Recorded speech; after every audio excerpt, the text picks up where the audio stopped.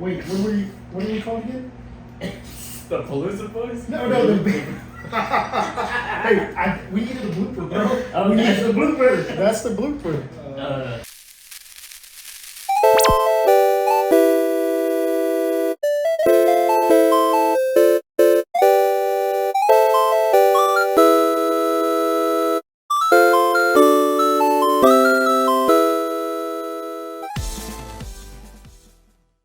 Welcome to the Vendor Spotlight. I'm your co-host, Jay Crispy. King Spinny, what up, y'all? What up, what up, what up? We got a special guest with us today.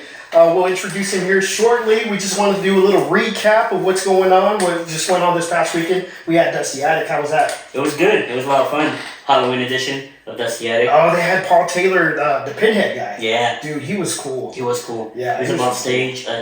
He had a pretty busy line throughout. It was a good time. I brought a bunch of Squishmallows this time around. I never made Squishmallows. You look like a Squishmallow guy. Wow. In a good way. I said you look like one of those guys that sell Squishmallows. Oh, okay. Well, it was pretty cool to have. That was my big seller there at the show. So it was pretty cool having those. A lot of people came by. It was a busy show, dude. Yeah, normally, it was packed till almost 2 till close. Yeah. It was definitely busy the entire time. Yeah, for sure. Yeah. So it was a good time. Got there right at 8:15. I'm always a little late when I get there. Oh yeah, you showed up like 10 minutes later. Yeah. I actually have a story about that. I was gonna I took 2 Pinhead Funko Pops to get signed. Yeah. Well, I didn't even have a chance. Somebody bought them off me. Oh really? Gary bought one of them because he sold his. He did get one signed. Yeah, he sold his and then he bought mine. He was really excited. Yeah, that's pretty funny. He's like, I went ahead and did it. He's like, I broke down. I'm like, oh, that's good. Yeah, that's good, man. So upcoming this weekend, we got your show, man. The U-Rock Hollow Swap. Tell us a little bit about that. Hollow Swap 2, as I heard in the other one, it is coming up. We got a bunch of vendors. We got Lechitas Cocina coming for tacos and other good food. We have Dulces del Diablo coming with his awas and I love awas. I love awas too. His rim dip. Oh, I love dip. Especially the ones that rim. I was about to say, you left the rim part out. Yeah, that's the best part. That's the best part, right? So he's bringing those as well as his dulces. And we got Adam and Michelero with Michelero Mix. He's bringing micheladas to the show. He'll be making them on site and bringing mixes as well to sell. So we're interested in getting a couple jars. People ask me all the freaking time. You even had somebody ask you, where the micheladas at? Yeah, he's like, where the micheladas at? I'm like, I don't care. Kool-Aid Man. In my pocket. Yeah. So he'll be there on Saturday. And we also have Chuck Huber, voice of Android 17. What? Pepper Pilaf, Kurogiri, and Hiei from Yu Yu Hakusho. He'll be there. Should we go ahead and make the announcement? Alright, if you don't know, we'll be posting it soon. This will probably be out after it happened. But Chuck Huber will be on the podcast. We'll be answering some questions. He'll be donating some of his time of the show to us to do this, so we're really excited. If you have any questions you want us to ask him, maybe it's already passed, but either way, if we get this out before then, go ahead and shoot them our way, and we'll definitely try to get those to him.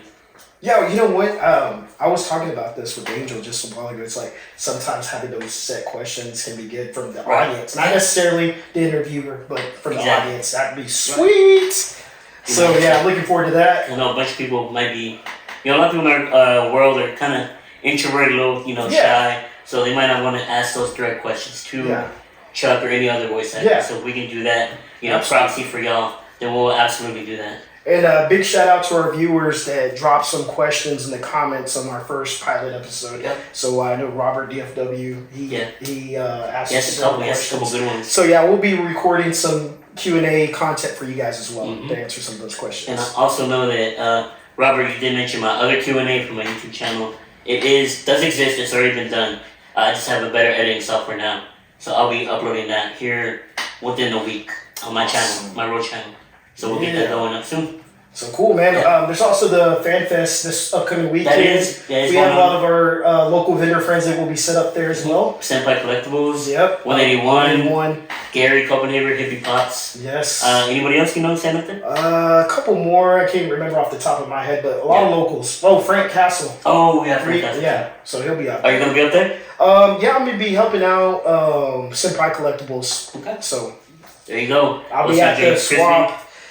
shortly after. Hopefully, I can make the Hubert Hopefully. the podcast or the questionnaire. So So, I'm planning on that. I think we said around 6:30. yeah, about 6:30. Okay. But I will be there at the Pop Swap. So shout out. We might have some swag for you guys. Just come find us. Mm-hmm. Yeah, let us know what you guys want to see in the podcast upcoming show. So without further ado, I'd like to introduce my boy Angel from Rouse Retro. Angel. What's up, Angel? Thank you for joining us. Yo, Round Round of excited to be applause. here. Yeah. You know, I'm a fanatic of podcasts, so being in one is just like, it's amazing. You know, I can't believe I get to talk, you know, get to share my experiences, my knowledge with everyone. And so I'm excited. Man, we are blessed to have you as our first official guest Yeah.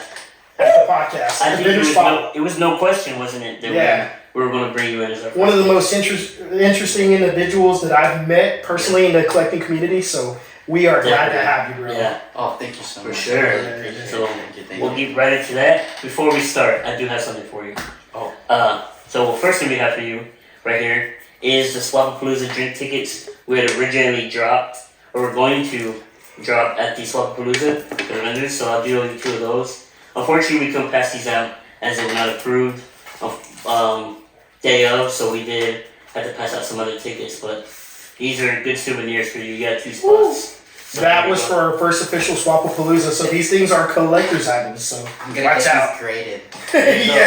Yes, same. I'm gonna put them in a what's it called, a card saver, and then cherish this for my whole life. There you go. Yes. We appreciate that. Yes. And one other thing, I do have something else for you.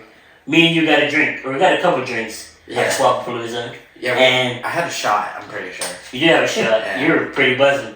I think so. Yeah, I'm not much of a drinker, but Yeah. you know, a shot or two, I'm coasting. So we were gonna get a beer at the end of the show, and Angel wanted a mystery beer, and bartender was kind of he pulled out 2 Heinekens, Oh, yeah. and then Angel was like, "Well, I know what Heineken tastes like," and either way, we ended up with Heineken. So I did bring you something for today. Pick these up. We got 1, 2. I was gonna check the water real quick. 3 Gotta finish this. and 4. I have a choice of 4 different drinks. They're all covered up. He does not know what's in I them. actually don't. Yeah, I actually do not know. So you can do Eeny, Meeny, Miny, Mo. You can have JJ pick, or we can move them around. Whatever you want to do. Let's see. Bro, I think you should just like do any meeny miny mo. Yeah. Throwback, bro. Yeah. All right, go for it. Wait, I don't even know how it goes. Eeny, meeny, miny, mo, catch it. Oh, catch it. Oh, yeah. Eeny, meeny, miny, mo, catch a tiger by its toe, right? Yeah. Yeah. If it hollers, let it go. My mom says to pick the best one, and you are not it. Oh. Or Wait, you're like, yeah. is that how it goes? Yeah. No. Yeah. That's right. Yeah. Right? It's Yeah. been such a long time since I said that. Okay, let's see what it is. Let's do this. Ooh. Oh, okay, truly. That's. Truly. I'm pretty happy with this. Got it with it? Yeah, I'm There you happy go. with it. Thank you. Alrighty. You want to Appreciate do the honors of picking mine too? I'll be here to drink. He's already got a Modelo over here. Modelo time, food. I said I will do the mystery drink with you as well. Oh, okay. Oh, should I There you do it in Spanish this time? go. Yeah, go for it. Okay. Let's go. By the way, I'm Mexican. Some people think I'm Asian or I'm something else, but yeah. Zapatito blanco, zapatito sur. Dinos cuántos años tienes tú. How old? 26. Oh, 1, 2, 3, 4, 5, 6, 7, 8, 9, 10, 11, 12, 13, 14, 15, 16, 17, 18, 19, 20, 21, 22, 23, 24, 25, 26. Alright. Boom. What did I get? Oh. Heineken. Oh my god, Mike's! Oh, Alright. cranberry. Oh. We got a Mike's Cranberry. I've never had this, so this is a good thing. Okay, let's Bro, let's we gotta alright. cheers this up. Yeah. Toast it up. Cheers. Cheers. Open clean Oh, that rim off. Oh wait, this Yeah. is. There you go. There you go. I'll put these down. We're gonna not shotgun these. We're gonna enjoy these. Yeah, we're gonna enjoy these. We're gonna be sipping. Talk and sip. Sipping and talking. Cheers, boys. Wow. In the Cheers. spotlight. To Angel, our Cheers. very special guest. I could definitely. That's not bad. Nice. That was a good choice. Yeah. I normally don't like cranberry. Now you do. Alright. Oh, cool. Hell yeah. Sounds good. I'm excited, I'll take man. that bag up, people. Oh, Yeah, I'm very excited. I'm curious to see like what feedback we get from the first, Yeah, me too. first guest. I feel like the feedback for the pilot was really good. Oh my god, I'm still getting feedback, bro. Oh, yeah, me too. Yeah, it's crazy. The first episode, the pilot episode, we've had so much feedback, positive, suggestions, which we're open-minded always, so, we're gonna grow. It's growing pains. Mm-hmm. Yeah. We had a little run-in with a couple of things, but for the most part, we're learning, and it's only gonna get better. For sure. Yeah. And we have moved the drop date to Mondays, every Monday. Yeah, it gives us a little bit more time with editing. Yeah, time to edit and all that. And especially with upcoming events and stuff, we need that little extra time. So this episode will air Monday the 17th. So be looking out for that. Stay tuned. So without further ado, let's get into our guest, Angel. I'm ready. Alright, tell us a little bit about what you do, bro. Okay. I like to every time I get this question, I like to joke around at first. I'm a jokeful It's guy. my dog right here. Oh. Yeah. Oh, okay. I like to say I'm a collectible drug dealer. Ooh, I like that. Or no, at first I joke I'm a drug dealer, but then I'm just kidding. I'm a collectible drug dealer. But then I say I'm kidding even more. I sell collectibles from the 80s, 90s, 2000s, whether it's TCG related like Pokemon, Magic, Yu-Gi-Oh, retro video games like old Nintendo 64, Super Nintendo. The list just goes on. There's a lot of Nintendo products out there. I sell when I do get it, vintage clothing. I'm actually very knowledgeable in that. And I also sell plushies because I personally like plushies a lot. And so I've gained a lot of expertise in those categories. Mm-hmm. And I also sell, anime figurines, just anything cool memorabilia that I find interesting that I would like to offer to other people. So that's basically what I do. I sell just about everything. Oh, and comics. Comics? Yeah. $5 comics. Yeah, comics. And so, but I haven't really introduced my cooler comics, just my $5 comics. Yeah. Yo, okay, so at the Swapapalooza, is it okay if I mention this? Yeah, absolutely. Okay. Here. So I had some comics that I was selling for $5 a piece, and I had a angry customer, and they're like, "These $5 a piece? These are dollar comics." I'm like, dude, I know, but at the same time, there's also comics. There's also comics that are not worth $1. That the $2-3 range, even $4 or $5. Like I don't have I do have time, but I don't go too much into deep research for 100+ amount of comics because it's just so much. It takes a lot of your time. It takes a lot of your time, and just researching in general. If you have like a large quantity of something, it just takes a lot of time. And so that's why I did $5 a comic, but had someone complain that. Yeah. It's okay. Hey, can't please everybody. Can't please everybody. But I try to, by diversifying what to offer to people. Right. Yeah. We completely get that. Even us trying to price, for shows, you can't price too early because prices change. Fluctuation. You want to really price the week good when you have shows back to back to back. It's hard to really sit there trying to find a price every single show. So you gotta just find that kind of median, or just set price and just kind of go with that. Yeah, a lot of you can. Yeah, a lot of what I have is just set prices because, of course I sell mostly TCG related stuff, but the product that has done the best for me when it comes to shows is my set price binders. Like I have a $5 binder, I have a 2 for $5 binder, I have another 2 for $5 binder, and then another binder with $10, $15 cards. And out of all the shows that I do, something always sells all the time out of those binders. And so, having set prices really helps, and it saves a lot of time, especially when you're doing a lot of different shows. Because like what you said, it just takes so much time to having to research, put a price on it, and then having an inventory list. Try to keep up what sells after a show, stuff like that. Yeah. I appreciate that. Yeah, we experience the exact same thing. Mm-hmm. Yeah, it doesn't change right in the market. Yeah, but I love it at the end of the day. Right. All those reminder complaints to lead to the, what we do, what we love, we just gotta deal with, right? Yeah. Yeah. So what would you say is your favorite thing, to have at your table, to be like, I'm proud of selling these items, having these items? I think, the one thing I am proud of is just what I offer in general. Right. I mean, I don't get like distributor prices at all. Like everything that I've gotten is I've accumulated over time. So what you're seeing now, didn't happen overnight or didn't happen within the course of months. This has been in the works for so long, and so there's not a single thing that I'm proud of. It's just the overall. Like I'm very happy with what I'm able to show, what I've accumulated myself, and I'm just. At every show, growing my inventory, growing clientele, stuff like that. And so, yeah. That's good. Speaking of growing kind of clientele, you even made some clients off my friends, childhood friends, that I've known since elementary. Yeah. Even my homie Julio, I've known since I was 4. And he's a fan. He likes you a lot. Yeah. And, Thank you. Great prices, man. I appreciate that. Oh yeah. Of course, I love hooking up people with deals because I ain't gonna lie, I get a lot of good deals. Yeah. So it's only fair for me to give back and give good deals, in return, especially to friends, friends of friends, to whoever. Your grandma, I'll give them a good deal. That's awesome. I don't care. But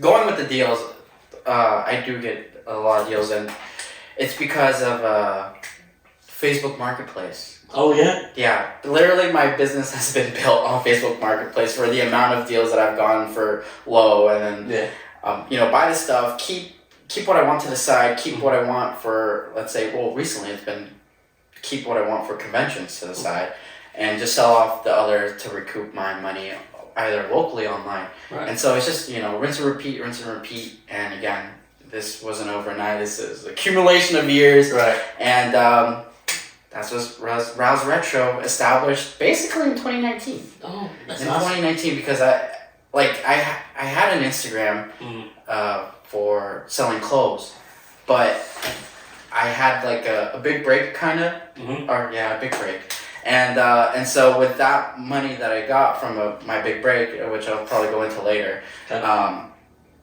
I designed a logo and I try to make myself professional, presentable to the public, and so therefore that's how I created my logo, and I try to make my page as professional as possible with always having good photos and stuff like that. So yeah, that's Rouse Retro right there. Yeah, I see him on Instagram, like on his stories or whatever, his posts, and I know I've spoken with him outside of this about that. It's like, people like to see your journey, like they like to see what he's finding out there, what deals he's getting. So I know we've talked about this in Louisville at the show, at the pop-up, but like considering, doing, YouTube of like him hunting in the wild or going out to do these, I'd love to see that. Yeah, me too. I'm a fan myself, so that'd be great. You should really consider that. The amount of, I have so many people tell me, like, you should be recording yourself, and I'm like,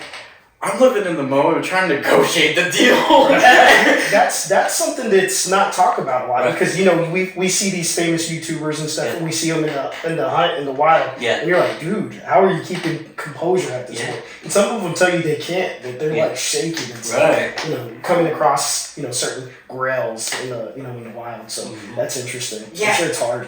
And like if I had a camera when I go pick up deals, they'd be like, am I getting undercut or something? And I'm like, I don't know. And so if I had a camera, it's tough. It would be pretty tough for me to get the kind of deals that I'm getting nowadays. That is true. And so I guess that's why I haven't really done that, because then I had to maybe put up like a fake persona for this I would see that. I could see where you come from with that. And so that's why I guess I haven't really done that. And you do see it on the content that they create. They're like, "Are you filming me?" Some of these famous YouTubers, and they're like, "Yes, is that okay?" And they're like, "Oh, aren't you one of those YouTuber guys?" Yeah. And sometimes they get nicked for that. They won't. I mean, they're like, "Okay, you're gonna make a profit off of this, Exactly. So we're gonna give you a different price." That's why the camera stuff, I'm like, yeah. But some people make it work. Yeah. I mean, some people make it work, but just for me, and I can't. You'll maybe like a vlog of your weekly pickups, maybe. Discuss that. That was actually something that I was thinking. I actually want to get into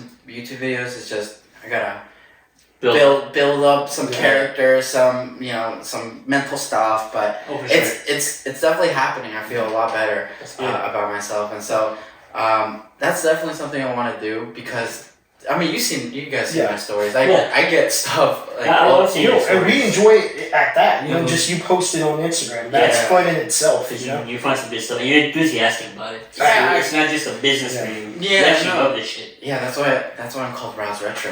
Yeah. If you don't know, the definition of rouse is getting excited or angry. Yeah. Actually, and Okay. so my excitement is all this collectible stuff, and so actually also where I heard the word rouse, Mhm. it comes from the word aroused, right? Right. You know, ooh. Aroused. It was actually a Kanye West song. I forgot the name actually, but I could see it. Oh no. We'll get a It's couple all, drinks in you, then we'll sing it. oh yeah.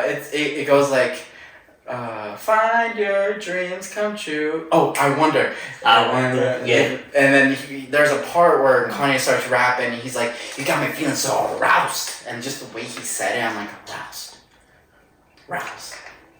Rouse Retro. And so, awesome. that's also inspiration. Yeah. I didn't know. I thought it was like a nickname I or just- something. So I'm like, Yeah. I'm like shocked right now. I'm Yeah. like, this is sick, bro. That's awesome. This is amazing. Like, No, yeah. you know, something so like simple but aroused. important to you.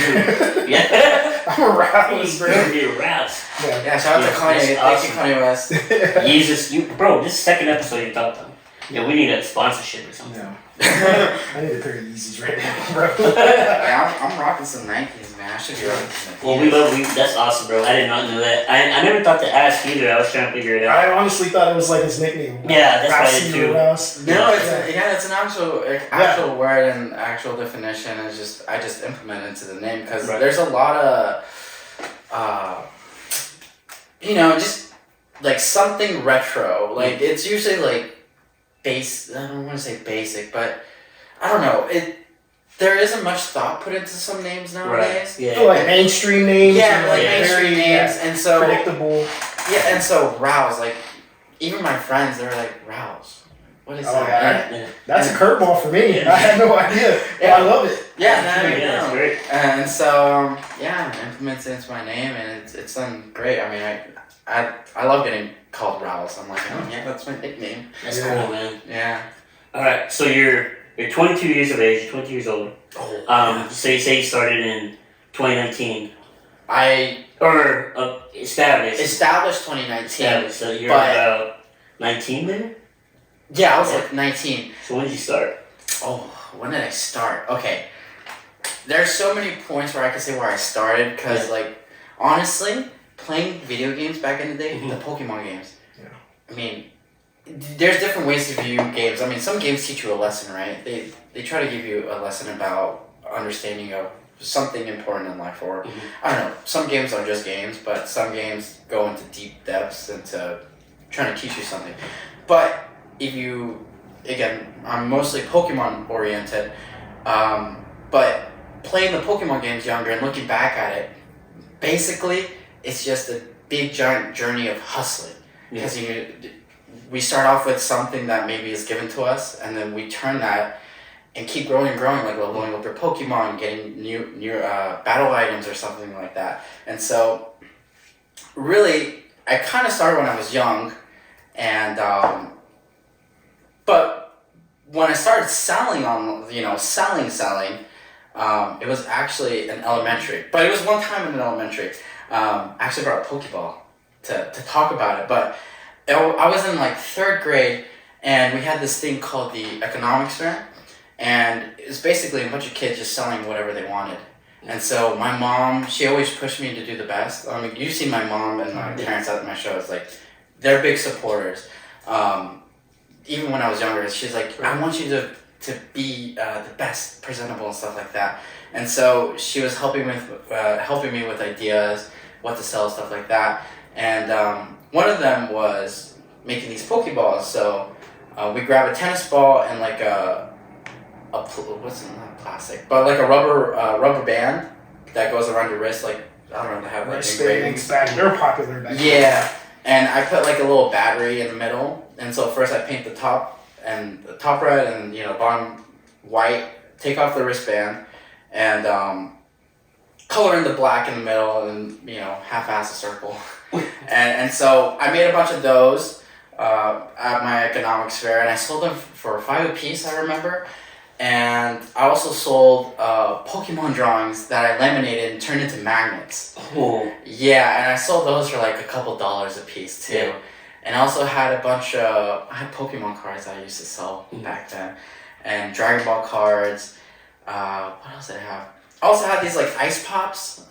In Spanish they're called sabalitos. Mm-hmm. And so I would sell those for like 50 cents a piece. And basically at the end of the day, I made out with like over $100, and I made the most money out of all the kids. So I knew, I was 5 or 6 at the time, but again, looking back and where I am now, like I think I was like low-key kind of destined to do this. I don't know. Yeah. Who knows? There could be a change of plan for me in the future, but I guess I started selling at 5 years old. But when I really started selling was at the age of 15. Okay.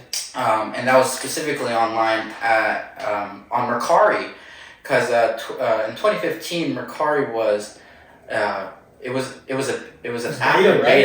yeah, and it was really popping. Yeah, it was, and zero seller fees. They had zero seller fees for the longest time, and I started selling stuff out of my closet, and I remember my first sale was my original Game Boy. I sold it for $12. Plus shipping, and it was in working condition, and I sold it with like a couple Mega Man games. By the way, Mega Man Battle Network on the Game Boy Advance is my favorite video game series.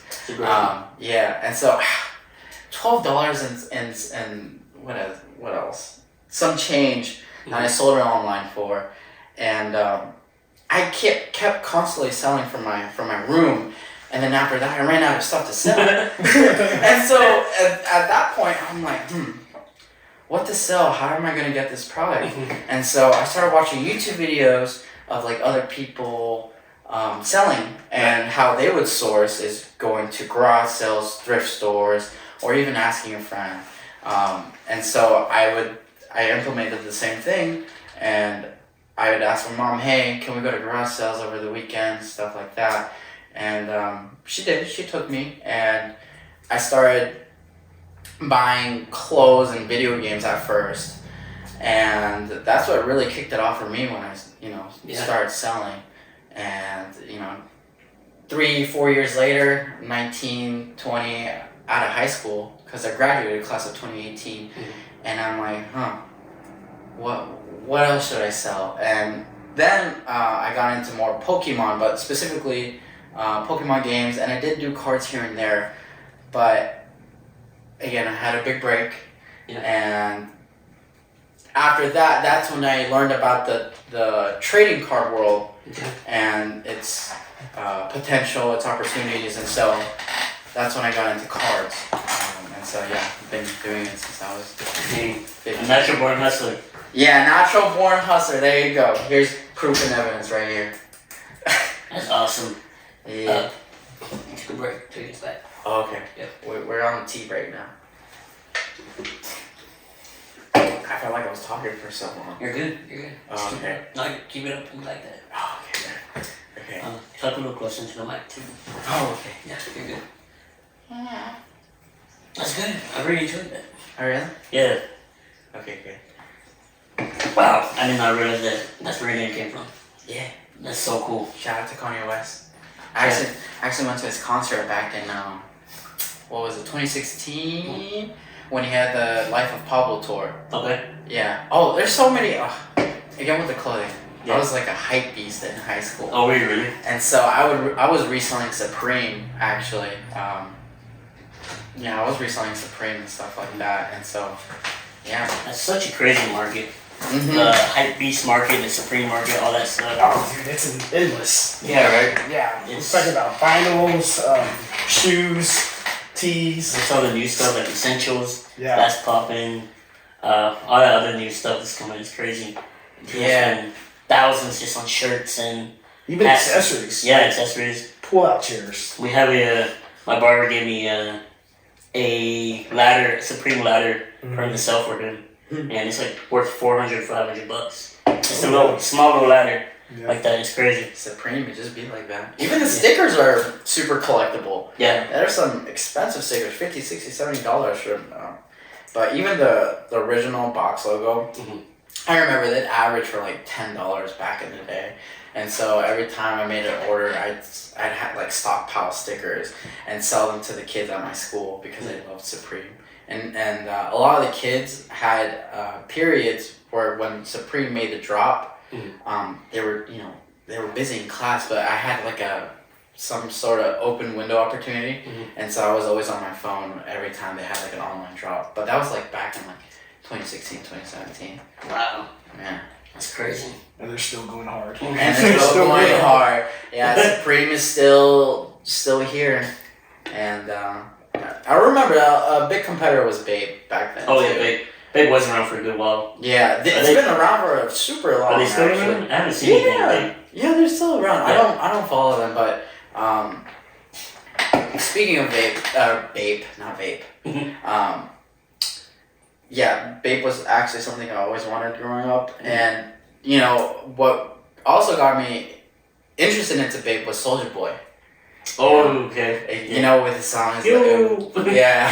And he has that song that goes like, I got me some bathing ape, and then he just goes on dancing with his friends in 2000 style clothing. Yeah. And the big clothes. The big clothes. The jeans. Era, bro. It reminds me of my boy Augustine. Sports, he's wearing the big clothes. Dude, that guy's really small, but he bought the 4X shirt. He bought a 4X. But that's his style. He's stuck in the 2000s. I love it though. Yeah. It's him. He's authentic. Yeah, so, he reps it hard. Heck yeah. He gotta get himself some Babe so he can complete the look. Did you used to rock big clothes like that? Did you ever get into that? No, I would always rock. Okay, so in high school I was an athlete because I did wrestling for all 4 years. And so I was always rocking, skinny, like small shirts so my muscles could pop. But I wasn't really big into the big clothing. After high school, though, when I gained weight, I was big. I was into the big clothing. I think we all do that when we gain weight. Yeah, clothes. Wear the oversized t-shirts, and so yeah, I was more of a small shirt guy. I get you. But now, as of right now, in today's time, I'm getting back to the small shirt stuff. The small stuff, the tighter fitted stuff. Yeah, the tighter fit because I've been working out consistently. There you go. And we see it. You post on your stories like. Just arms. Yeah, I was feeling myself that one day. The video quality was a little iffy on Instagram, but yeah, I think that's just IG drops. I don't know, man. He showed up to Swapapalooza looking like baby Hercules. I mean, he's like big swole. Yeah. No, it was hot that day. Dude, it was hot. Man, that's an understatement. I was passing out. I was literally like, I was having a heat stroke. And my mom. Yeah. It was, we didn't anticipate the heat that day. Dude, my face was cherry red. I was super dehydrated, I ain't gonna lie. Then you drank on top of that later on. So. Yeah, but I had a lot of water bottles. Yeah. Well, that's good. Yeah, it was rough. It was rough. Yeah. Like anybody that set up with us, shout out to you guys. Yeah. Thank you for bearing with us and the heat. Yeah, we do apologize for that. We knew. We all knew. I mean, yeah. I even put in the email, one of them was to stay hydrated, keep hydrated. For sure. So we knew it was going to be hot. But, moving forward, I don't know, if we do an outdoor festival, it's definitely the springtime. Later in fall, winter to spring, So we'll be careful when we do the outside. Just for your safety, our safety, and the customer safety. I almost died, so trust me. Yeah. Me too. Lo siento. Seriously. So I've heard the word or the phrase "big break" a couple of times. Obviously, I know this. Okay. I know this personally, and I'm so excited that you heard it. I haven't heard it. You haven't. I'm so excited for Rouse Retro to share the big break moment, and we all have this, but some people will have it bigger than others. Yeah. let us know. I mean, I'm like my fingers are tingling. Just, I know it's coming. I'm excited for you to hear it. I'm excited. I'm roused right now. Rouse, Excited for everyone at home, our viewers, to hear his story, and let's talk about this big break, man, if you don't mind. Okay. As much as no details you want to give, but I gotta hear a little bit. Oh yeah, no, I got you. I don't want to get into full detail, like telling names and whatever stuff. you're comfortable with. So again, my business, even beforehand, was built on Facebook Marketplace. Okay. I was always constantly searching for video games, cards, just stuff that was appealing to me that I could offer to people because I generally, enjoy this stuff. Mm-hmm. And then one day on Facebook, a lady happened to post some video games, some Japanese RPG PlayStation 2 games. And so JRPG already is like, it's up there in value. And the price she had it at, it was cheap. But I lost the deal because I was too wasn't more responsive, or like I was too late because so many other people had messaged her. Right. But there's always our opportunity if you ask questions. Right. Because the kind of stuff that you could find when you ask questions, in my case, it paid off.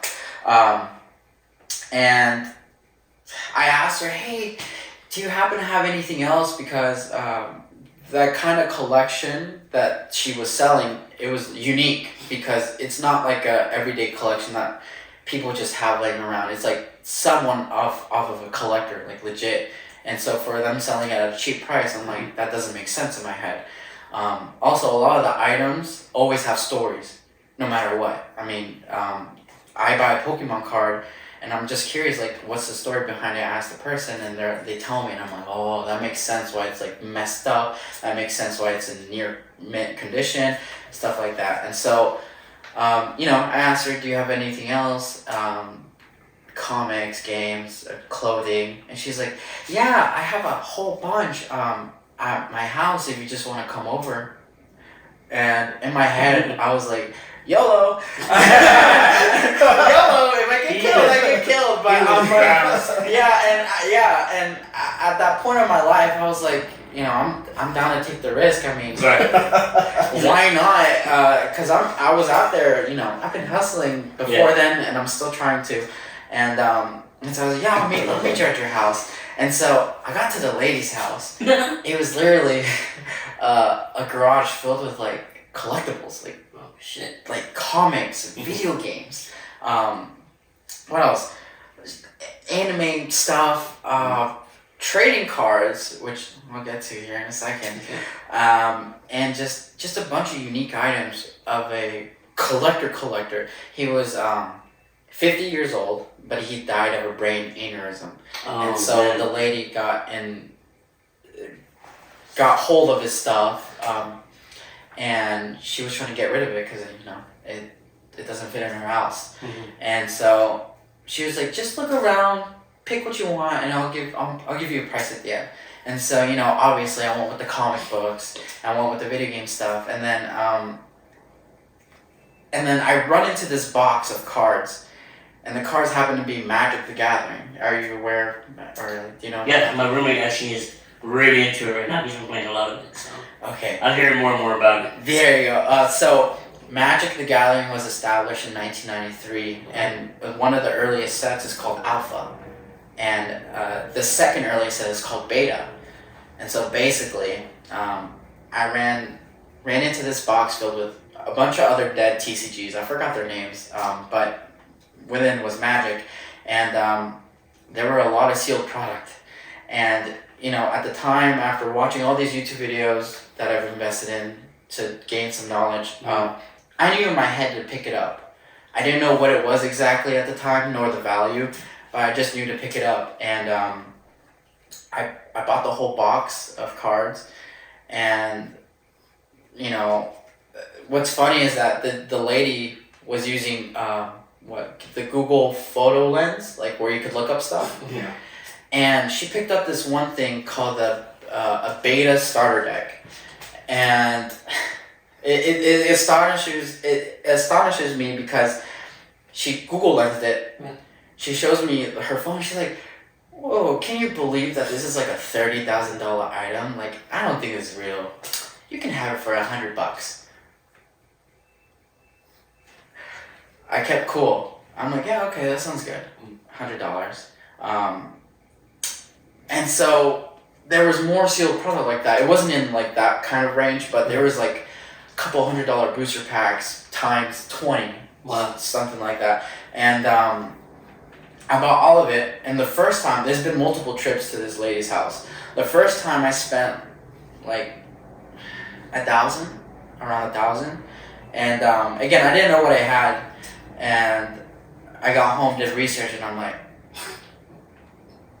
I started, like, after, like, I invested, or not invested, after I researched all this stuff, like, I started crying. I started crying because, like, I like, my family, we grew up in low income, and so I was like, dude, I finally get this amount of money, I can help my family out, I can help myself out, too, because at the time, I was dreading work. I worked at a tire shop, and it was okay money, but I wanted something better. That's why I kept hustling on the side. Right. And so, yeah, I started tearing up, and then fast forward, I kept the stuff, and then the lady calls me back again. He's like, hey, I found more magic cards. I found more magic cards. And so I'm like, bet. And I went back, and then again, she's the one who was giving me these prices, and I went with it. Right. That's something that it's like mixed feelings. You know, when you know you're buying something expensive, and right. but they give you a price, and they name the price, and we live in a world where technology is available almost to a lot of people, and so they could have done one simple Google search. Right. And so I don't know. There's always like a feedback kind of feeling. Like a guilty feeling? Yeah, like a guilty feeling. Yeah. But at the same time, I'm trying to look out for myself. Right. And at the end of the day, I definitely want to give back and do a lot. Right. But, you know, I was at a time where I desperately needed money. Yeah. And so, because my car, I had a G35. It was Infinity. Okay. 2006. It kept breaking down constantly. And so it was just money kept leaving my pocket every time I started driving the car. And so I was in need of a new car because that was my only way of transportation to go to school, to go work out, and to go get deals. Yeah. And so, yeah, I kind of needed the money at the time. So second deal happens, I spend like another $1,000. I had to ask for some money from, you know, family. I'm like, hey, I think it's a good investment. And fast forward even more, the two deals get done. I end up basically buying everything that the lady had. I think again that I spent like around $2,000, somewhere like that. And you know, doing more and more research, total value of the stuff was over 6 figures. Wow. That's crazy. 6 figures in Magic cards. And Magic is actually the most expensive TCG besides sports in terms of like, yeah, besides sports, because sports it's a whole different category or like values because that market is completely different from Pokemon, Yu-Gi-Oh, and Magic. So out of the big three, Magic reigns, and then Pokemon is second, and then Yu-Gi-Oh is third. But yeah, after I got the stuff, after I researched, I started going on Facebook groups, being like, hey, I have all this stuff, who wants to buy? And so I started getting flooded by Facebook messages, being like, hey, I'll give you X amount of money for all your stuff, and I'm like, yeah. And one guy came along. His name was Daniel J. Chang. He's actually the owner of Vintage Magic. And, man, he hustled me hard. He hustled me hard. Because there's a lot of, you know, negotiation tactics that people use. Right. But the one that he used on me was realism. he hit me with like, you gotta pay taxes. Like, how are you gonna trust this person if they're a nobody with no brand name or something like that? And just a bunch of other things, and it like mentally messed with me. And I'm like, okay. Like at the end of the day, he made it seem like I was he was the only like Lord and Savior for this deal. Yeah. And so that's what I mean by he hustled me.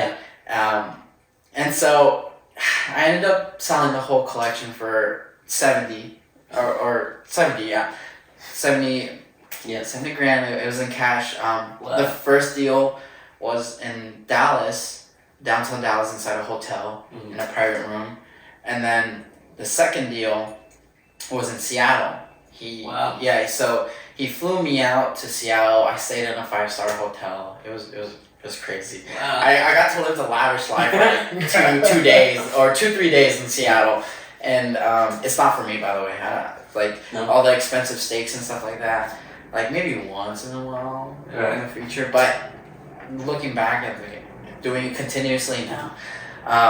But yeah, the second deal was in Seattle, and first deal was like 30 grand. Second deal 40, because in that second deal of cards was a Black Lotus, which is basically the Charizard of Magic, and so that was a really valuable card at the time, and so were the other cards, because there were actually like a handful of complete sets, and so that accumulated pretty easily in value, and in total, $70,000. I gave a lot of it to my family, of course. I helped my sister get her car. I gave them, I think, $20,000 in general, $20,000, and then more money on top for my sister's car, and then I gave them a lot of money, and it felt good. It felt good to finally help my family, and it was a big break. And with that experience, it showed me, or taught me, that I have to build a brand if I want to get people's trust, in order to like maybe one day fulfill like a deal like that, but legitly, not like undercutting the person severely bad, or like telling them what they have up front with nothing to hide, and so that's what I try to offer nowadays too. I do the free consultation. I give people free evaluations of their collection. He's constantly posting this on his social media, so that's I post it at the end of every post, but that was my big break. And then after that, I had all this money to play with. No, I wouldn't say play. I had to use it strategically. I used some of it to invest in stocks and crypto. I don't have any crypto right now. Oh, I think I do actually. I don't know. I haven't even looked. I used to have Ethereum, but it was only like, I only spent like $1,000 or $2,000, I don't know, $3,000. But I put like over $10,000 in the stock market. And then right now, in today's time, it's worth like that much. Oh, cool. So I've learned my lesson with stocks. They're definitely something to get into if you do it right, you do your research right. I was young and I didn't do as much research as I did, and so that kind of bit me in the butt. In today's time, that money could be useful right now. But you're talking about research and stuff, and going back to the Black Lotus. After doing your research, what was that Black Lotus going for in the market at the time? Like 40 grand. Wow. And the condition it was, because if you got it graded, I think it was going to be like a 7, potentially 8, and even a PSA 7. It was around that number. Well, I know we've talked about this before, and I looked into it. I just pulled it up again. The highest ever sold was a few years back. It actually sold at auction for $500,000, $511,100. And I know we talked about that, and just what I mean. No, you said you got hustled. I got hustled, man. I have stories about this because it happened to one of my good buddies. He had that first edition base set Charizard that he sold, and he was so excited with numbers being thrown at him that he didn't realize the true value of it, because he had no idea what Pokemon was. And this was right before the big boom, the boost. In 2019, basically. When Logan Paul entered the collectible game, the Pokemon scene, prices just went up, and it was like a domino effect. It wasn't just collectibles. I mean, we saw everything going up in price. We saw growth in stocks and crypto. I mean, I think Bitcoin in 2019 was like, it peaked. It peaked. Yeah, it did. Right, and so the economy was doing good, and prices were healthy. They were going up, and yeah, Logan Paul. I wouldn't say he did everything economically, but he did do something. It became a hype, bro. Oh, it yeah, really did. for sure. I mean, when Dallas Card Show first came into town, I was at all of them. We were in the collector room, and a good buddy of ours, friends were sponsoring the event, and just seeing some of those deals. Like I was at the first one, and then it was like bi-monthly, right? So the following month that came in, they started having escorts because such big deals were happening. They had like off-duty police officers escort you to your room or to your vehicle. Damn. And I think some of the biggest deals that I saw there cash were 45K cash, 65K cash. I think there was one that I missed that somebody got caught for theft. Yeah, But there was $100 and something $1,000 cash deal that went on that weekend. And this was during the boom. And I was just like, wow, man. I mean, TCG, sports cards, like you said, has an entirely different market, which it fluctuates crazy because it's based off the hype, if the player's doing good. Yeah. If, some of these are numbered cards too. So during the season, off the season. Absolutely. Like potential future stars, so they start investing and therefore the price goes up. Yeah. And then once they start playing and they do horrible, the price drops. Case in point, some of the LaMelo cards that when they first came out, like Rookie Year, there was some like series patched Prism cards that were going for buku amounts. Now you can find them for like 200. Yeah. And so, but I sold all this Magic stuff before the card boom. Yes. Right. So what could have been? What could have been? I'm sure goes through your mind. But it's okay. I was still blessed with the opportunity. Hey, who's not gonna be happy with that? That's amazing. Yeah, and with the money that I did have left over, I got myself a working car. I went with Toyota for reliability. Yeah. And I also then invested into my business, aka product, the professionalism, more knowledge of marketing and networking, and again with that deal being out hustled, it taught me a lot of negotiation tactics, and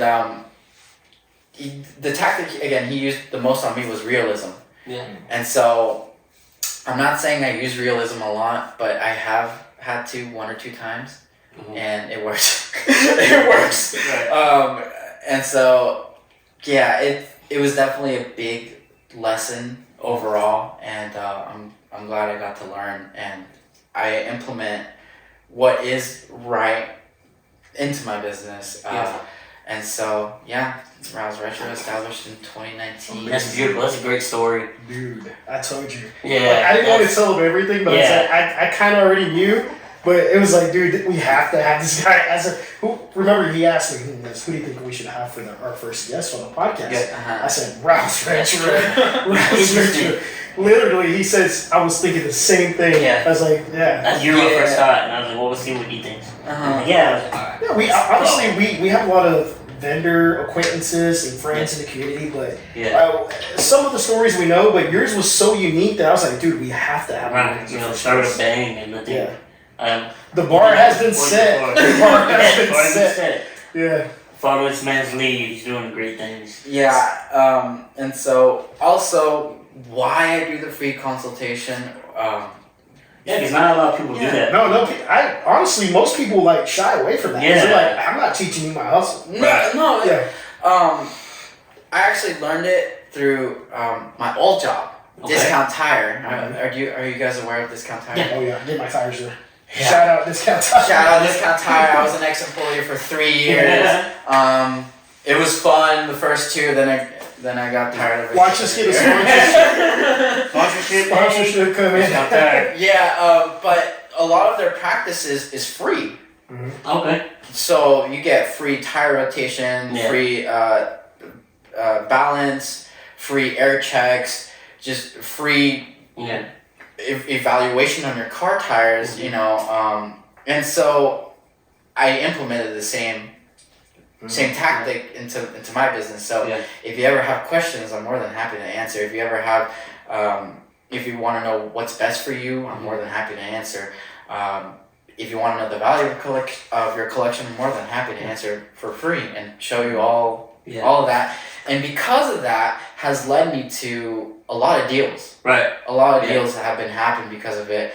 A lot of word of mouth, like, hey, this dude did this for free. Yeah. And it led to their friends buying stuff off of me or their friends selling me stuff. Yeah. And, I know I try to be fair with anyone I've interacted with offers, with trade percentages and stuff like that. I actually offer, depending on the item, I usually offer like 70% minimum on trades. Wow. And so I'm really fair when it comes to that stuff. And again, I've just learned it through Discount Tire always being so generous, because there's even been times where people don't have money and they're just like, hey, don't worry. We just want to check, Yeah. I think that's great. I feel like that builds, that customer, business relationship. No, Helps you retain them too in the future. Yeah. Honestly, I started building like a customer relationship this year, because this year alone has been the most I've done like conventions. Right. I started what was my first convention? My first convention was Collecticon, actually. This year? No, it was in. Was it the Allen location? Or their first one here? Because it was originally PokeCon before Collecticon. No, it was after they changed their venue in Frisco. And they went into where did they go after? Fort Worth Convention. No, they went somewhere else. Oh, wasn't there one? Yeah. I don't know. The first one was Because they started off in Frisco. Okay. Yeah. And they switched it up. They go I to can't Allen? remember. I can't remember. I made a post about it too. Yeah, I was like, dude, I don't even remember. And I've been there for every one. Yeah, I know. well, actually, no, that's a lie. My first convention was actually DFW Vintage Swap Meet. Okay. Oh. Yeah. That was my first Shout ever out convention. to- Shout out Jason. Shout out Jason. I appreciate you. Hey, we're gonna tag you, bro, even if you're not on there. Oh, yeah. Yeah. We gotta get into that. Yeah. But yeah, Jason's show was actually my first ever convention. Swing that. But I guess like more of my realm was Yeah. Collecticon. Okay. And Yeah. For sure. Oh, you fit right in. I love Collecticons. They always do so great. The amount of people I get to meet, the amount of reaction that I get when they see something from their childhood, it's just amazing. I love that feeling. So being able to fulfill that at conventions and just making people happy, it feels good. It feels good because That's awesome. Dude, I remember coming to your booth at Fan Expo. Holy crap, this kid went through everything. I wasn't at Fan Expo. No, was it Fan Expo? Was it Collecticon? It was Collecticon. Yeah. Holy crap. Yeah, okay, yeah. Yeah, I met you at Collecticon. I remember when y'all made a post, didn't you? Like, oh, we just met. I think y'all did. Dude, I thought it was Fan Expo. You're right. Yeah, it was Collecticon. It was Collecticon. Yeah, because Fan Expo was shortly after that, I believe. Yeah, it's just it was like, well, 2-3 weeks after. And then that's whenever I sold all my handheld consoles. Yeah, we were talking about how we were selling Game Boys like Hot Pockets for $80. Yeah, I had 4 Game Boys. Yeah. And I had one last one, and it sold as soon after you left. And it was insane, dude. We sold so much games that weekend. Yeah, Collecticon is definitely the show for collectibles. I may have I know, obviously he had a way bigger selection than me, but I had a handful of games. I don't think I even had any at the end of that show. Yeah, all my GameCube stuff was gone. Yeah, a lot of, man. At Collecticon, what did the best for me were my binders. Because kids were just pulling cards out like candy. And then the parents are like, how much? $5. They just hand it over. And so you multiply 5 times 100 plus single cards. Yeah. It adds up. It adds up, for sure. Yeah, and then a lot of my raw product, my sealed product just went away. It just flew off the shelves. And I didn't have much graded cards at the time, and I think I only sold 1 graded card. So my main focus when it comes to conventions is raw product, sealed product, and video games. But like of the, what is it? Like, how do I say it? Of what people like, the Pokemon games, the Zelda games. So I try to offer that those in terms of video games, you know, that brings the most nostalgia to a lot of people. Right. You know, Mario. I had a bunch of Mario DS games. They all sold because people were like, "Oh, Mario! Yeah. $15? Yeah. Okay, I'll take it." I'm like, "Okay."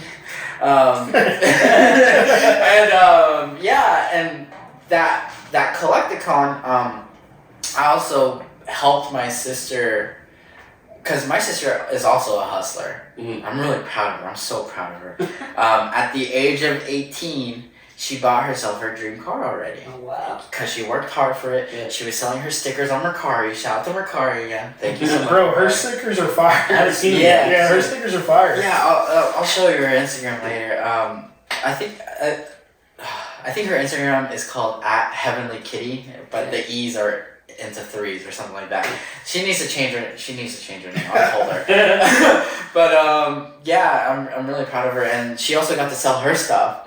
And her first ever show, she walked away with like $600. Wow, that's great. That's a great. And I'm like, yeah. what?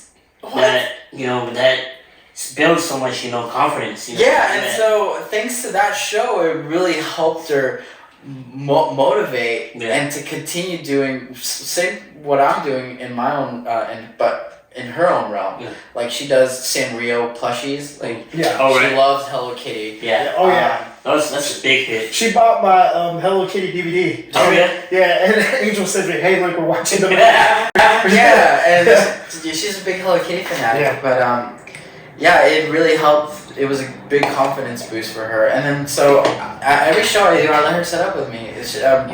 She has her section. She has a little that's tiny nice. section, and then she puts her plushies with my plushies, and it's always a great time. She's like she goes with me to every show, and yeah, I'm very thankful for her. We'll have to have her on the volume 2 of Rouse Yeah. podcast. Part 2, me and my sister are on here talking about our family biz. The family biz, yeah. We actually wanted to ask about that because we see her a lot at your shows and even meetups. You have her with you, your sister. So like, how did that your relationship with your family start? Because a lot of younger people, like early 20s, they don't hang around their family a ton. Yeah. And you seem real close to them. Well, we recently, first of all, me and my sisters, we got pretty close thanks to anime. Because growing up, we would always fight. I'm the only brother. Brother, sister, yeah. Yeah, I have 2 sisters. Sarah, which is the one always with me, she's the more entrepreneur like me. And then my sister Marie, she's more of a schoolgirl. And so... at the end of the day, me and my younger sister, we relate a lot because, we're hustlers. But our relationship as brother and sisters grew because of anime. And with that, we just bonded along watching anime together and eating good food because our family likes to eat a lot of Asian food. And growing up, my father was, he's the one who got me into anime and my sisters, and showed us Asian culture food and stuff like that. So we were exposed. We were exposed to Asian culture growing up, basically, and our favorite foods happen to be Asian. We're the Mexican, and so so anime and food got us together more as we grew older because we're teenagers now. We had to interact, say what's up if something's happening in the family. So that made us bond closer. And then with that, they knew about my hustle and they saw that it paid off at the end of the day. And my sister, she looks up to me. She looks up to me because she also did wrestling in high school because I did wrestling, and so she's kind of following my footsteps. That's cool. And so. She seems pretty tough, FYI. Yeah. She's definitely a tough girl. She definitely knows hard work, and she knows how to see hard work. So, for that guy in the future that she talks to, he'll be a good guy. I'm sure of it. There you go. Because my sister works hard, just like me. That's good. But anime and food got us together, and when my parents saw us bonding, they joined along. Yeah. They would watch Attack on Titan with us, you know, when the final or the last season that was airing. The last season that was airing, we would all sit down every Sunday and watch that along with Demon Slayer. Okay. And so I love me some Demon Slayer. yeah, Demon Slayer is so good. And so yeah, I think that was like 2020, 2021 when those shows were airing. Yeah. They're coming back now. Right, yeah. All the new seasons. Yeah, all the new seasons. Chainsaw Man just came out. Oh my god. I haven't watched it. But Yeah, okay, I want to see see it. Yeah, we'll talk about Chainsaw Man. I haven't watched it either, but I hear nothing but dude, yeah, that just the new season this week, right? Just Yeah, Yeah. Well, final arc off, man. For Bleach? Oh, Yeah. Yeah, oh man, I actually haven't. I watched some of Bleach, but You need to watch it. That's a great one. I need to. You're coming for the goat spot, I promise you. Bleach is coming to it. Dude, I think we need to do like an entire episode of just anime. we do need to. I do think we need to get into these debates. You know, that'd be good. Oh, speaking of anime, we're talking about a lot of these different, you know, things that we all are interested in, whether it's vintage clothes, sporting, TCG, you know, FUNKO, whatever we cover, man, all of it overlaps in a lot. Oh yeah, for sure. Yeah, it overlaps. It's all, you know, it's through pop culture. Yes. You know, as we discussed in the first episode, you know, it's all connected. Absolutely. You know, and I think that's what's great about it. That's what's great about having you is, you know, we specialize obviously in FUNKO. We do other things too, but mainly we're known in the FUNKO world, and you, retro game, TCG, all that stuff, Pokemon cards. So it's cool that we still have that bond. And we connect, like, through stuff like this and just anything else, it shows, and, you know, we can build that relationship too. It's not just like... It complements each other. Right, exactly. I think Jason's always talking about that, how it just like, it overlaps. Yeah. It really does. And that was our mindset going into Swapapalooza back to that. You know, we're like, we can get all these types of, you know, the different types of vendors, yet they're all connected in the same way that anybody who comes is going to find something that they like, you know, in the same realm of what we're doing. By the way, I'm still getting feedback on Swapapalooza. Me too. I feel bad. I've been busy. You know, I've been really busy with personal stuff, work stuff, and this. But I have a few DMs I need to reach back out to. But shout out to everybody who has supported Swapapalooza. Yes, thank you. Oh my goodness.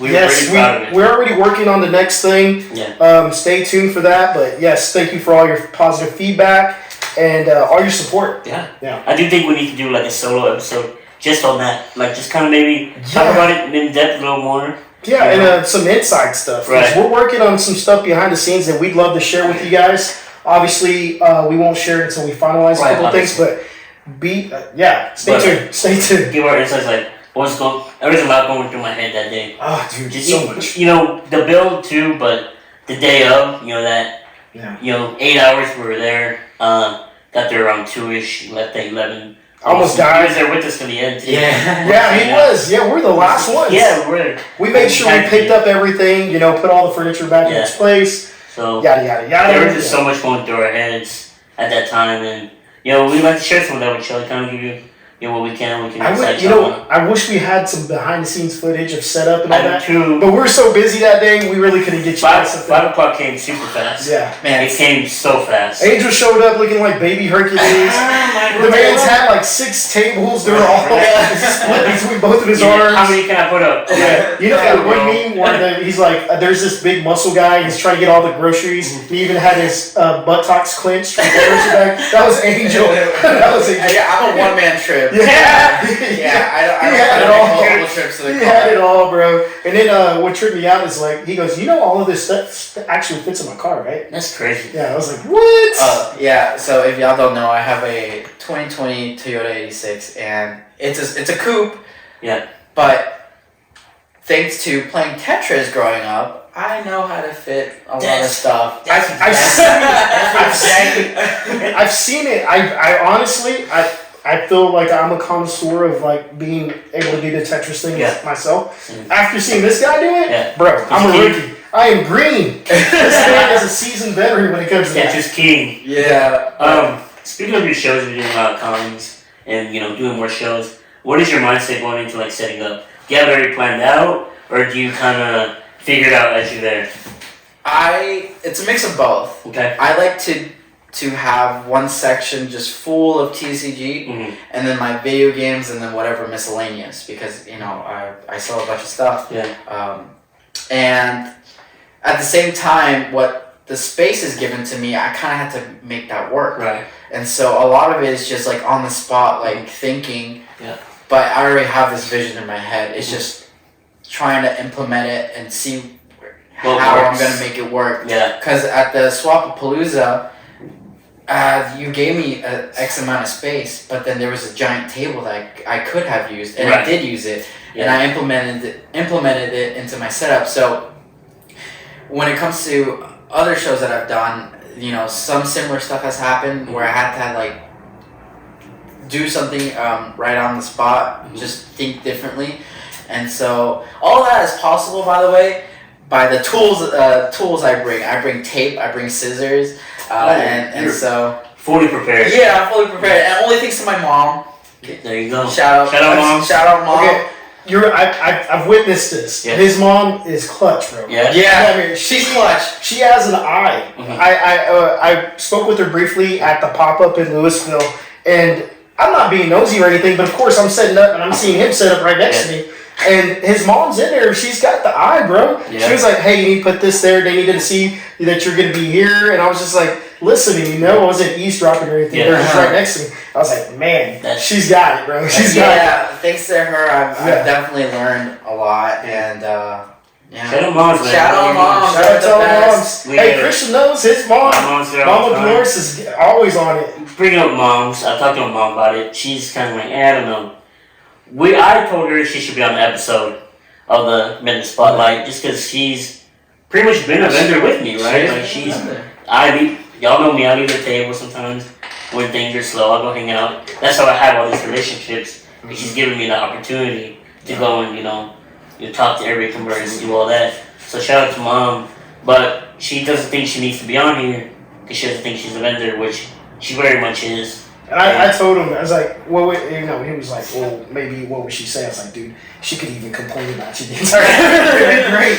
Great. We should have like, what would people care about me saying? I'm like, look, I said, you talk to, everybody. Like, everybody knows you. And then everybody knows that his mom's there with him at all these events, so it'd be good to see her perspective. So, if y'all want to see mom on the episode, drop a comment. In the comments, like, subscribe, but for sure, drop that in the comments so she can see, y'all do want her on the show.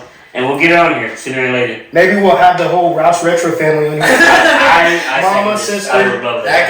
That could definitely be an episode in the future. That'll be a long episode, but I'm for it. Oh, I could already imagine it. They're just gonna tell all of my embarrassing stories. Dude, those are the best. Yeah, we want to hear them. By the way, we're talking about embarrassing moments. Okay. But this is not necessarily an embarrassing moment. But the other day in our group chat, golly, I was laughing so hard. I won't, give details, but this guy's very entertaining. He's entertaining you guys as much as he has us. So yeah, exactly. That's right. We gotta have him. Thank you. Yeah. You're funny, man. So one thing that I always ask people, it doesn't even pertain to the podcast, but it does at the same time, is where do you see yourself in 5 years with Rouse Retro? Hopefully a physical store. Okay. I definitely want to be still doing conventions because the amount of networking that is possible, the new clientele, it's still achievable. And so I want to have a physical store, but I definitely want to get my sisters into the business because a lot of, in this scene, it's all about trust. Yeah. And who can you trust the most at the end of the day? Exactly. Your family. Yeah. And so it's definitely creating an opportunity for them, and I want to give opportunities to people because there's a lot of hardworking people that just can't get jobs because of specific reasons. And so definitely in the future, a store and just keep doing shows on the road. So that's what I like to see myself in 5 years. Hopefully a little sooner. I don't know. Yeah. But there's a lot of upcoming shows that I haven't seen you at, like ones that we do, and I feel like over the past couple months we've built a relationship with Angel, right? It's a little bit different. Yeah. So we're always going to be throwing ideas at you, or hey, you're interested in setting up at this show, contact this person. No, you know what's funny? When you said that just now, I actually was like borderline debating about the Quiet Taco Plus pop up. Yeah. Mm-hmm. How did you even find out about that, by the way? I follow the dude on Instagram. Okay, because I've opened, that mall. I grew up in the Coppell area. That mall is like really close to me. It's like 10-15 minutes down the street, right? 8-9 minutes. Yeah, 8-9 minutes. Wow. And so I basically grew up in that mall. Mm-hmm. Same as the Irving Mall. I actually used to live in Irving, but then I moved to Coppell. But I grew up both in Irving and Louisville Mall, and it was a recent anime store that opened, I think, along with the Korean market that's there currently, Zion Market. Yeah, love that place. Shout out. Yeah, shout out Zion Market. I love all the food there. And I need to take you there. Yeah, I haven't gone over there. He hasn't been. I've been in Carrollton, that area. Yeah. But I haven't gone there. But I stumbled across the store and I was just getting into Weiss Schwartz, and I was so surprised that they had it locally because it was like at the time when I was getting into it, it wasn't as popular as it is now, but the demand was still there, but finding it locally, it was like next to impossible. Yeah. So that was the only store that carried it, so I followed the page right away. Yeah. And so I kept buying booster packs here and there, and then I got lucky. I pulled some nice cards, and that's how I knew about them, and I followed their Instagram. Yeah. I mean, they didn't follow me for the longest, which is okay. Yeah. I mean, guys, at the end of the day, if you follow someone, you choose to follow them. Don't get your feelings hurt if they don't follow back or not. It was your choice, and it's their choice if they want to follow back or not. But anyway, continuing on, that's another side thing. I followed their page, and it popped up on my, my homepage, and I'm like, F it. F it. Why not? And you were actually the big decision maker, because if you weren't there, I probably wouldn't have done it. Wow. And so since you were there, I was like, I'll get to, because also in my mind, like, I get to know you more. Right. We didn't. Y'all were right next to each other too. They didn't put it right next to each other. So. He texted me that right when it got announced, like, spots are open. And I reached out to him because they said any vendors interested. It was so short notice, I couldn't even try to book it for 3 days. It was definitely short notice, but I think I already had my inventory prepped and ready for your event, the Swapapalooza, and so I think it was like 2 weeks after or a week after Swap, or 3 weeks. Or I don't know. It was like a week after. Week after. It was actually right after. Yeah, it was a week after. I believe. Oh, okay. So because I got a DM from him saying, hey, you're gonna set up at the Louisville Mall thing. I was like, yeah. I was like, I'm ready to go. You know, I got a small setup, no grid wall, nothing. It was easy. Yeah, it was fun. Those are always nice. Yeah. I love the grid wall. Not having grid walls always. The show itself, was like, it felt like an impromptu show, so it's like, okay, whatever, I don't know what to expect. Take a little bit of this, a little bit of that. That first day, shout out to DFW Jason once again. He showed up, went live with us. Angel was there doing a promo with him, and the man's bought some like vintage Pokemon books with me, Scholastic books with me. He was just shopping around and supporting. So that was day one, which is Friday. It was kind of slow. It was super slow. Saturday threw me for a loop because I actually had some decent sales, and I was just like, wow. Any show Saturday's always going to be the big and then Sunday too. Sunday was surprising. Sunday it was slow, but the people that came were actually shopping. So it was good. And Sunday the Cowboys game was also happening. Yes. And most Cowboys, I don't know about the they stay in. Cowboys fans. They stay in, but the non-Cowboy fans. There's people out there. And there's an indie fest going on that he connected with. Okay, so thanks to Jason, he was actually teaching me some marketing skills, and one of them was just putting he has his stickers and he just slaps them everywhere. Right. And so he's like, I do the same thing with business cards, and I'm like, I started throwing business cards around the mall. This one kid literally picked up like 16 of my business cards, and he DMs me. He's like, hey, I have your business cards. I'm like, what? Why? And then he's like, oh, I'm gonna share them with my friends at the event. He did, and apparently he showed up, and I DM'd him and like, hey, where you at? But did any of them show up? I believe so. There was a group of like 5 guys, and then they kept going back for me and you. since we're set up right next to each other. But they weren't those guys. But one of those guys did come in and look around, but I'm not too sure. I can't recall because we got busy at some point in time, and it was the same group of people that were just walking back and forth from behind the booth. And they kept buying. They were buying like silk packets for me, and they were buying stuff from him. And I even sold some VHS. And I was just like, it was insane, bro. It's like I was actually happy. Yeah. You know, at the end of the week, I was happy with what we got. Yeah. And then we marketed a lot, and I networked. And I those guys all followed me on Instagram after the show. Yeah. So it was a good time. And what also helped were my cutouts. His cutouts. Yeah. Everybody said, "Hey, we saw the Mario. We're wondering what's this about." And he even asked me, "Hey, did you see the cutouts?" And they're like, "Yeah, that's what brought us in." I love those cutouts. Oh my god! I think they draw your attention. I take them to every show. Well, I try to. Yeah, I remember seeing them every time you said it. Hey, so when you acquired those, I was following you on Instagram, and I was like, somebody's gonna try to buy these off of him, but I wouldn't sell them because they're such trappers.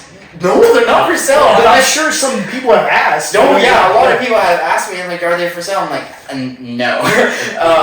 They're really big, eye grabbers, and they definitely pull in, people. And how I got those, I surfing Facebook, and I also surf OfferUp a lot.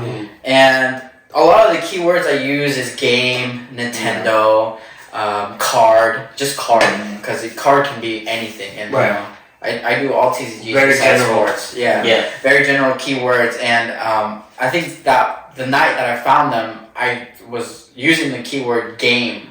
Okay. And so in the description, like, I got this video game cutouts, and there were, the Mario Kart Wii one where Mario is so cool. I actually have to make a post about it.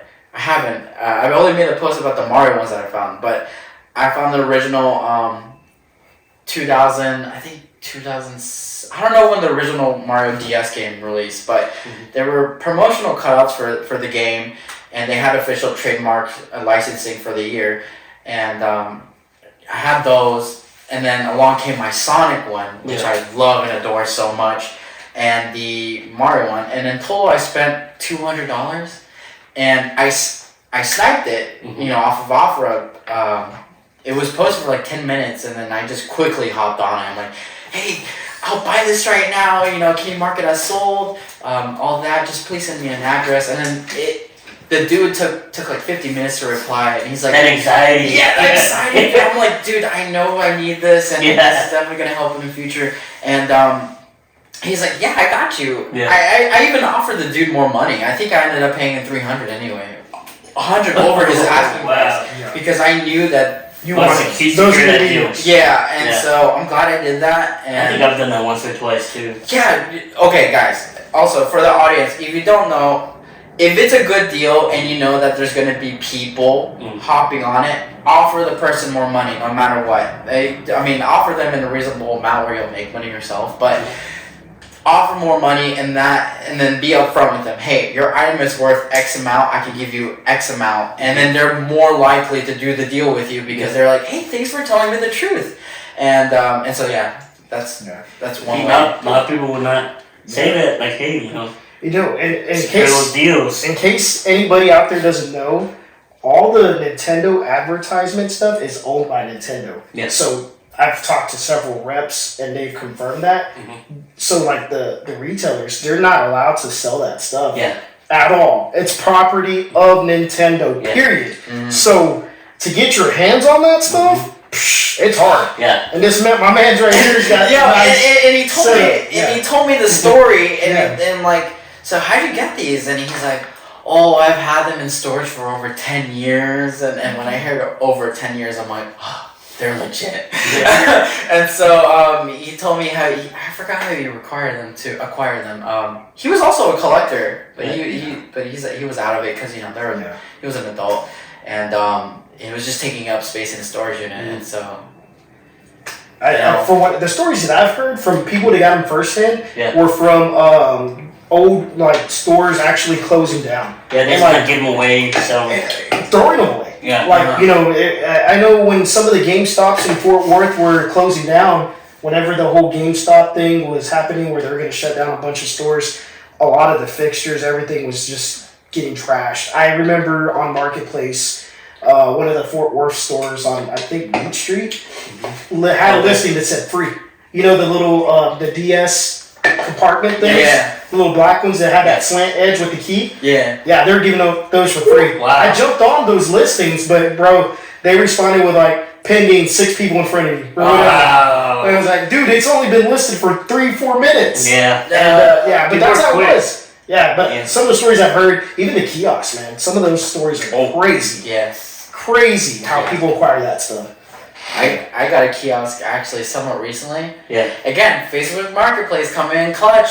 There you go. Person posted it for $300. Again, I offered him more money right off the bat because I'm like, I know this is not worth $300, and so I offered the guy $450, and I'm like, I'll pick it up right now. And so I picked it up, and yeah. Hey, did that fit in the 86? No. Shout out to my mom again. I used her card. Mom coming in clutch. Yeah, mom coming in clutch, and yeah. I just wanted to quickly mention that because you were talking about kiosks. Dude, yeah, it's insane, man. I've heard some crazy stories. So, I know we covered a lot of information today, man, but if there's one thing you want people to know about Rouse Retro, who Rouse Retro is, what Rouse Retro is, what would that be, brother? So what I want to give the image for everyone that knows of my name or wants to get to know me more is that I want to be a safe haven for collectibles. I want people to be able to trust me at the end of the day that they're getting full transparency when it comes to their collectibles because again, there's people unaware and people don't really use all the available resources, and so I want to be that help because as much as I love getting a good deal, it still kind of hurts me at the end of the day. So I really want it to be a place for you to, for me to be reliable, to make sure that you're not getting, that I'm not, or any other person is getting one over you. Because I'm really all about fairness, and that fairness has really helped me in my business get people to sell me stuff, to trade stuff. And at every show that I've done, I've always received really great items. Like at the Collecticon show in Houston, I had a lot of people bring me, they didn't bring it to me specifically, but they had stuff, and when I gave them offers, they were just like, wow, like you appreciate the collectible. And so again, I want it to be a safe haven, but I'm really appreciative when it comes to collectibles in general, because I genuinely enjoy them, and I want to help people. And yeah, that's what Rouse Retro is really all about, just helping at the end of the day and being a trusted resource for someone of the everyday person to come to, be like, hey, how much is this, or how much is this worth? And no matter if I do get big in the future, no matter how big I get, I will take the time to personally let you know your collectible is worth X amount. I can give you X amount. You could get X amount of trade. I have people that are more into the collectible scene for what you have that I could send you, because over the years of doing business, you build networks, relationships, and you can't do everything essentially. So therefore, you have these other people that you call up. You're like, hey, I got this guy that has this collectible. He came to me. I'm entrusting you with it. So I'm building I want to build like a safe web of networks. Transparency. Yeah, transparency, and so that could help people. Like, in Pawn Stars, how Rick Harris calls up someone when they bring in something crazy and like, hey, I have a guy. Yeah. So I kind of want to be like that, but like in a cooler sense, and a more expertise. Yeah. Like more in the legit way too. Yeah. You never know how true that is. But this is full transparency, honestly. Full transparency, yeah. And I think going back to that, you mentioned earlier how sometimes you feel guilt, whenever you know what something's worth, and maybe someone's like, hey, I just want this X amount for it. Yeah.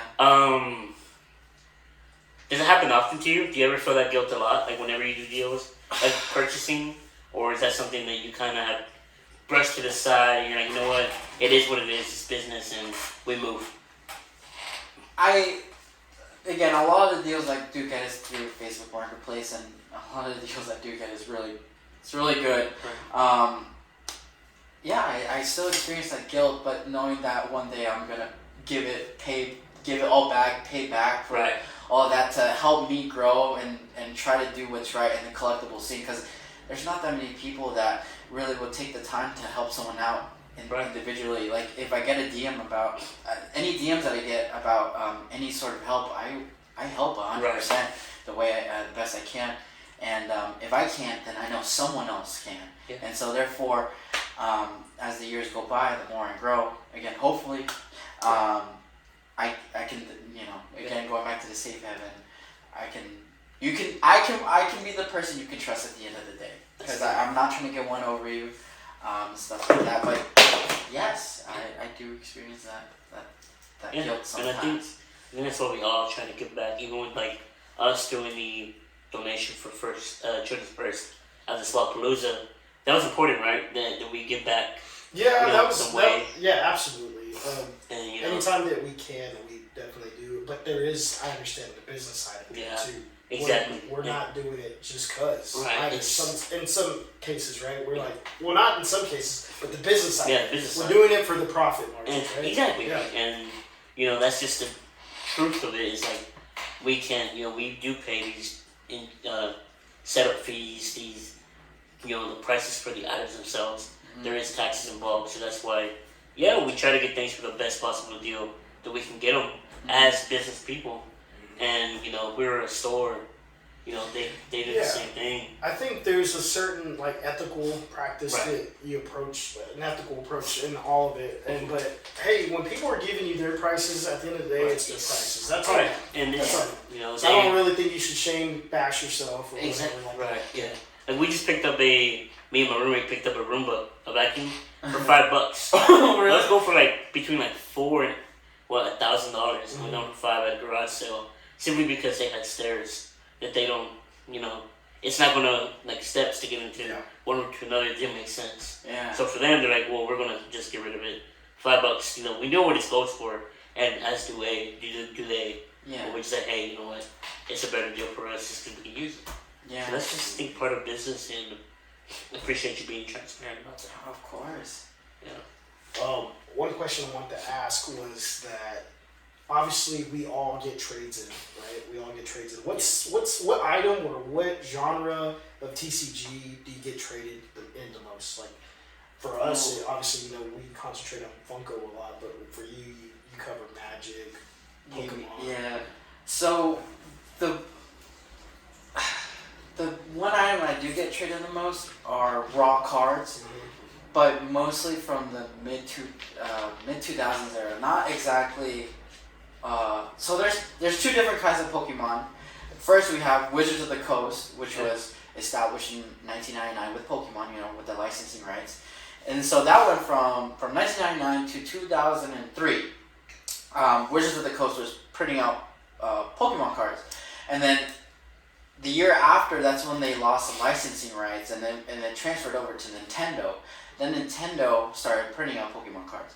So the cards that I do get traded into the most is the Nintendo era card, just because I don't know. I think I made it known on my account that I like those cards a lot, because I grew up in I was born in 2000, and again I got into Pokemon at a pretty young age, and it was in the Nintendo era when again Wizards of the Coast lost licensing rights. So I get a lot of that stuff traded into me. I still get the vintage cards from the WotC era. That's how you, what's it called? Shorten the name out and shorten the name instead of saying Wizard of the Coast. Right. But WotC, that's how you say it. Okay. But yeah, mostly just those cards, and then the games that I have received, they're usually rare games that I get. But again, these people don't come to me specifically to trade in these rare games. They just had it at the event, but they've gone to every other vendor and they just give them, poopy offers. And then they come to me and they're like, oh, yeah, you gave me a good offer and you have a good selection. And so I've been very fortunate enough to always have some sort of deal brought to me, or item, I should say, brought to me because of my selection, because of my appreciation towards collectibles, especially towards the rarer stuff. Because I'm willing to pay up no matter what. Yeah. If it's super rare, then I'm even willing to You're pay there. market or even above market. I've offered more than market price on some certain collectibles, and because again, I appreciate this stuff at the end of the day, because I love it. I love everything that I do, and I want to share that love with everyone and collectibles and bringing back It's great, yeah. childhood. And I see that. And just to kind of piggyback off of that, what makes you unique? What makes you different? What makes you stand out from the next vendor? It's doing what you're doing. Again, offering a lot of free services that a lot of people charge. You know, people charge $20, $30, $40 for consultation. I'm like, you'll receive clientele, but at the end of the day, who's going to receive more? The free. Yeah. Again, with the discount tire practices, I'm pretty sure they're the #1 tire store because a lot of their services are free. So again, I've learned a lot from them. And then what makes me different from other vendors is just being young. There's a lot of older people in the collectible scene. And no offense to older people. I love older people. But there's not really any young figures, and I really want to be one of those young figures that could represent a lot of the collectibles, Pokemon, Yu-Gi-Oh, plushies, toys, anime. I want to be that face to represent, and the people my age, I don't really see them doing that. I see them that they have collectible pages, but actually establishing themselves as a business and being professional about it, I don't see anyone else doing it. So I think that's what makes me unique. A lot of people think I'm an old guy behind my Instagram page because I don't really show my face a lot, but I'm just a 22-year-old entrepreneur trying to hustle in this mean world. But hey, we're all gonna make it together. There you go. I'm glad he said that though, because seeing what he's done and accomplished so far, it's impressive. And at that age, to be so wise and just mature, right? Yeah, you're on another level, bro. You are definitely more mature than a lot of people I know, especially for your age. And that says a lot about you, and that obviously that shows in your Instagram. People assume that you're older. Yeah. Way older than you are. Yeah, they think I'm in their 30s because of the product that I have. I'm like, no, I'm 22, and literally every dollar that I get, I reinvest it immediately. Yeah. So more than half the time, I'm actually broke. I'll put that out in the public. Yeah, I'm actually broke more than half the time. Right, I still have probably money to buy stuff here and there, but if you come to me with a big collection, I'll probably be like, yeah, just give me like a week or two and I'll get the money. But definitely been in that situation. Yeah. People be like, hey, can you buy this? I'm like, I'm not buying right now. Yeah. Really, it's just man, I don't have the money. I know the amount of people that are like, can you buy this off of me? I'm like, bro, I wish, but I don't have the capital right now because I already spent X amount of money on this other stuff, and I'm waiting for the show to recoup some of that money. I think that goes into the professionalism, because you won't be like, oh, I don't have money to pay for it right now. Yeah, no. You're just like, oh, I'm not buying right now. Yeah. Or in fact, I am struggling. And so I offer them, hey, I can offer you store credit. And it's so cool to say store credit because, I'm not exact. Well, I guess I kind of am. I'm a mini store. But just to say, hey, I can offer you X amount of money in store credit. And every time I've mentioned it, they take it. Yeah. They take it because, again, thanks to my selection, I have a variety. Right. And therefore, I think it's important to diversify your product, because if one thing is not doing so hot, then the other is. Right. And thanks to that, I'm able to still get business even when I'm not buying with cold hard cash. Yeah. So. I don't think that some customers realize that they reinvest just as much as we do. Because a lot of times they're selling their collection off to get other stuff for their collection. Mm-hmm. So basically they're just reinvesting in a different way. Yeah. For their own collection too. And we do this, obviously we do that to re-up our inventory. Yeah. To go off that, what he asked about your your collections and what you bring in your inventory, is there anything you do not like to have at your booth? Like something you're like, you know what, I don't buy Funko that. Pops. Okay. We're gonna talk about Funko Pop. Let's talk about it. Honest truth. Honest truth. Okay. Because your words at the Swap Palooza were less Funko people next time. Not to put you up. Okay. So let's hear your. So this is my opinion about Funkos. I know Funko in general is very successful when it comes to selling and people building businesses off of Funko. It's legit. It's definitely there. The market is there. But for me personally, collectible can be anything a person could perceive it as. Right. Funko is a collectible. But to me, if I dig deeper, in my mind, it just doesn't make sense. I don't know. How Funko... I don't want to poop on it. No, poop on it. So Funko was... When was Funko established? Let me ask you that. Dude, I don't even know that. The 90s, no? It wasn't originally Funko Pops. It was just there's an actual documentary, Making Fun. And it talks about it, like where they go out of their garage building these products, these vinyls, bobbleheads and vinyls. So that's how they started out of their garage, and then how they started doing the Comic Cons and having exclusives just for their fans. Right. And it was. I want to say early 2000s. I can't remember exactly. I think it was the 90s. Was it the 90s? There were some 90s items, figures that were Funko that were... before Funko was Funko, right? They were getting licensing from like all the General Mills, right, like some of the mascots of like cereals and... There were collectibles. Yeah. And, I think 2011 is really when Funko started doing Pops. I think they probably started manufacturing in 2010. I don't know for a fact. Well, I know I bought a blister. There was an actual blister before, but it was a Funko Pop. Instead of the boxes that they have right now, it's an actual blister. Yeah. And I know DC was the ones that they made, DC characters. So I think that, don't quote me on this, but it was before 2009, I think. Do you remember the original packaging for Funko? That was it. It was like that There's a plastic. Dome. There's a blister, what they call the blister. Yeah, There's a blister dome. Yeah. Yeah, that's what it was. And those were Funko right before the, Yeah. Because there's a Green Lantern. Yeah. There's a lot of DC characters Glow, that came out of that line. So yeah, it's been around for a while. It didn't get hot, and so I would say. So I think Pops put them on the map. Yeah. There's Wacky Wobblers. There was those rock candies, and then other stuff that they released.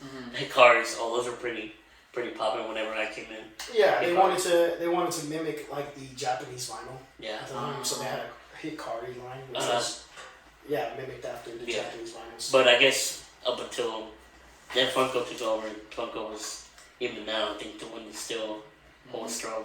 But yeah, so that's me. Oh, okay. So with that being said, you said that Funko Pop was more around 2009 to 2011. Right. That's when it really become popular. And then, the history is there. Yeah. I respect the history.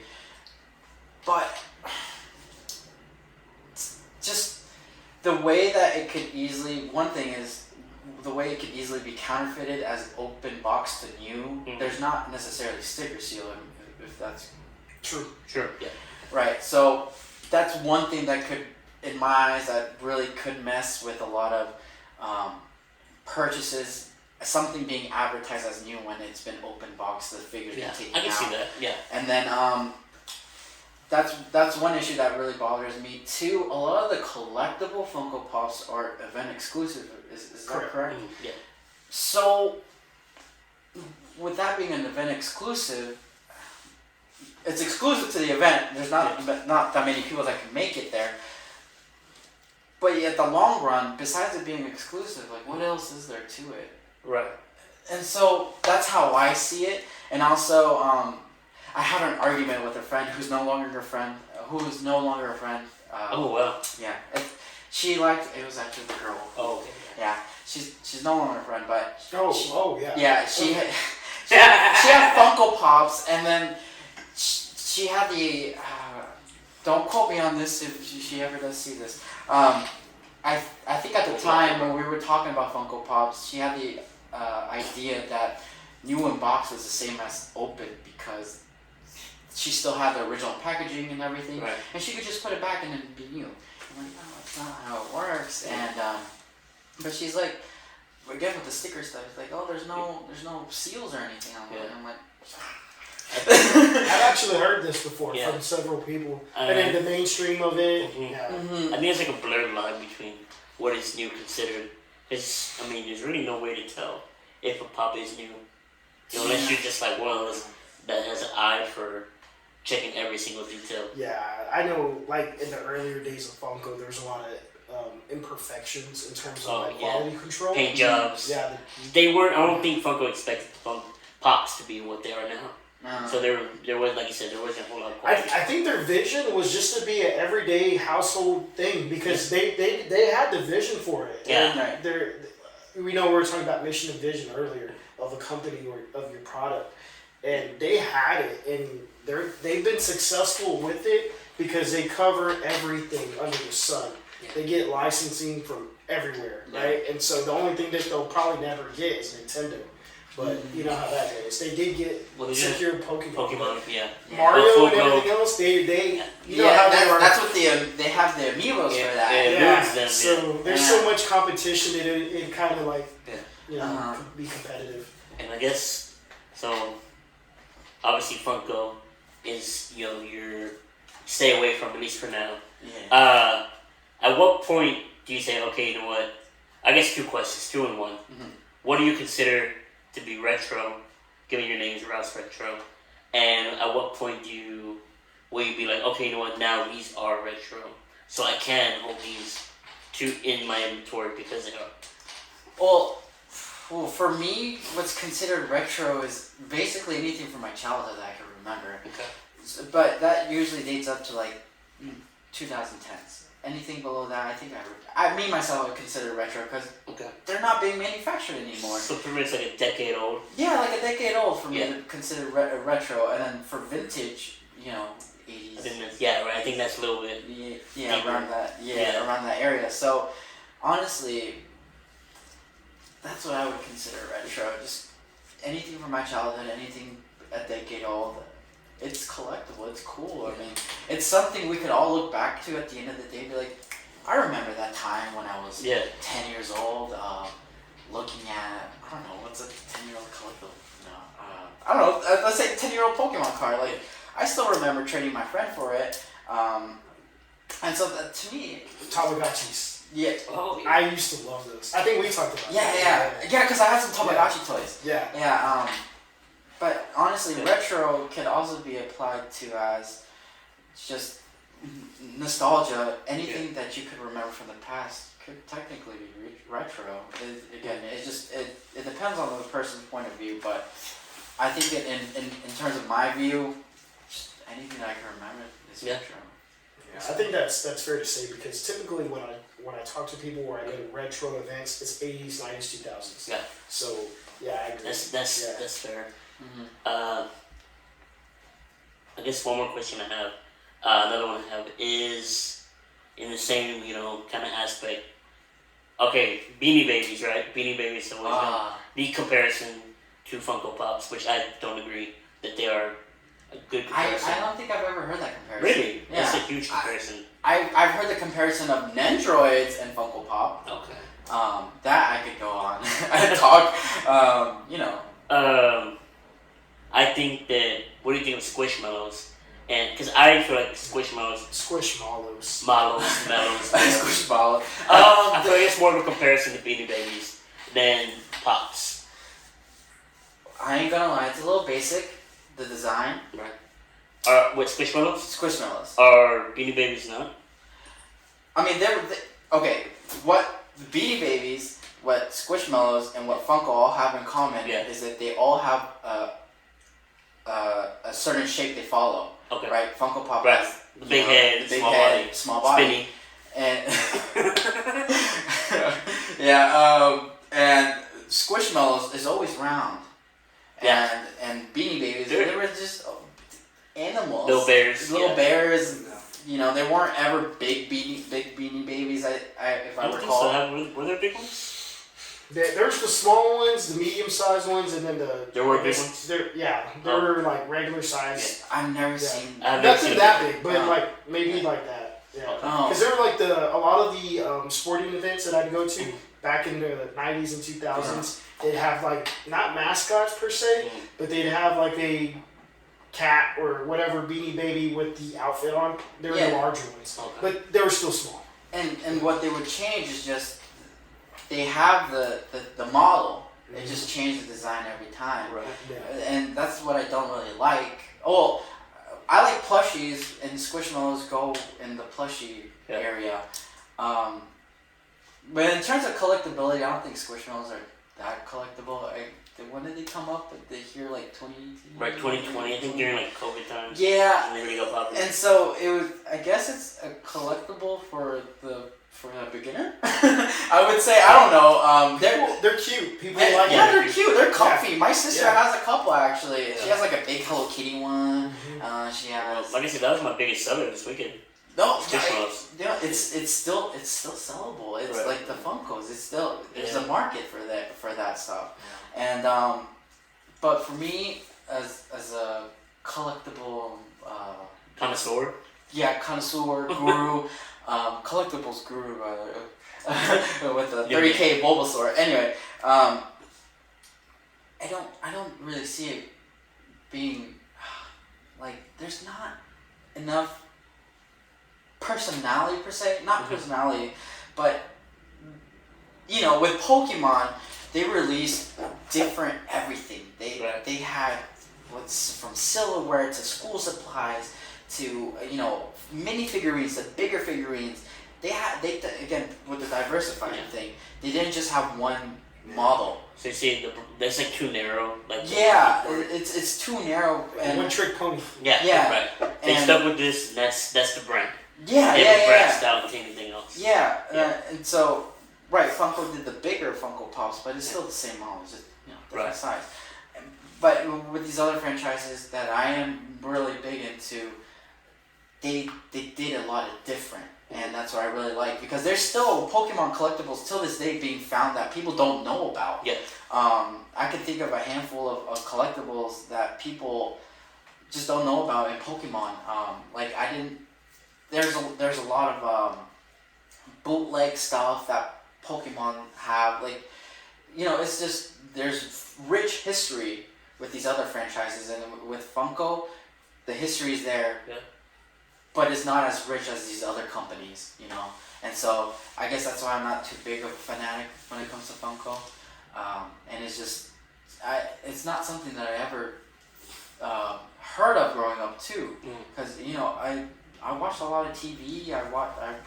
I grabbed the newspaper. I would read the comics. I would read the ads, and not once have I ever heard of Funko growing up. And so that's fair. Yeah, I hear people, just freaking slam Funko people all the time. I'm sorry, I love y'all though. It's just that's just a branch of what I do, and same thing with Spinrich. I know he's branching out from that. He's starting to try to do other things. That's what it's all about, diversifying, man. And I think that's what we said.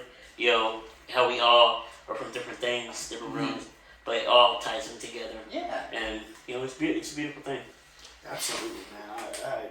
I agree 100% with that. And everything he just said, it's funny because obviously, we've been doing this a while with the Funko part, and it's always interesting to hear people's perspectives, point of views, or thoughts, comments, concerns, or just like, I really hate that for this reason. But the one that I get often and probably the most is that Funko people are tacky, and I'm like, what do you mean by that? And then they tell me, hey, I was here for a drop for something entirely different at this so and so store, and those Funko crowds, they're crazy, they're wild, and it's hard to even defend them because I've been there.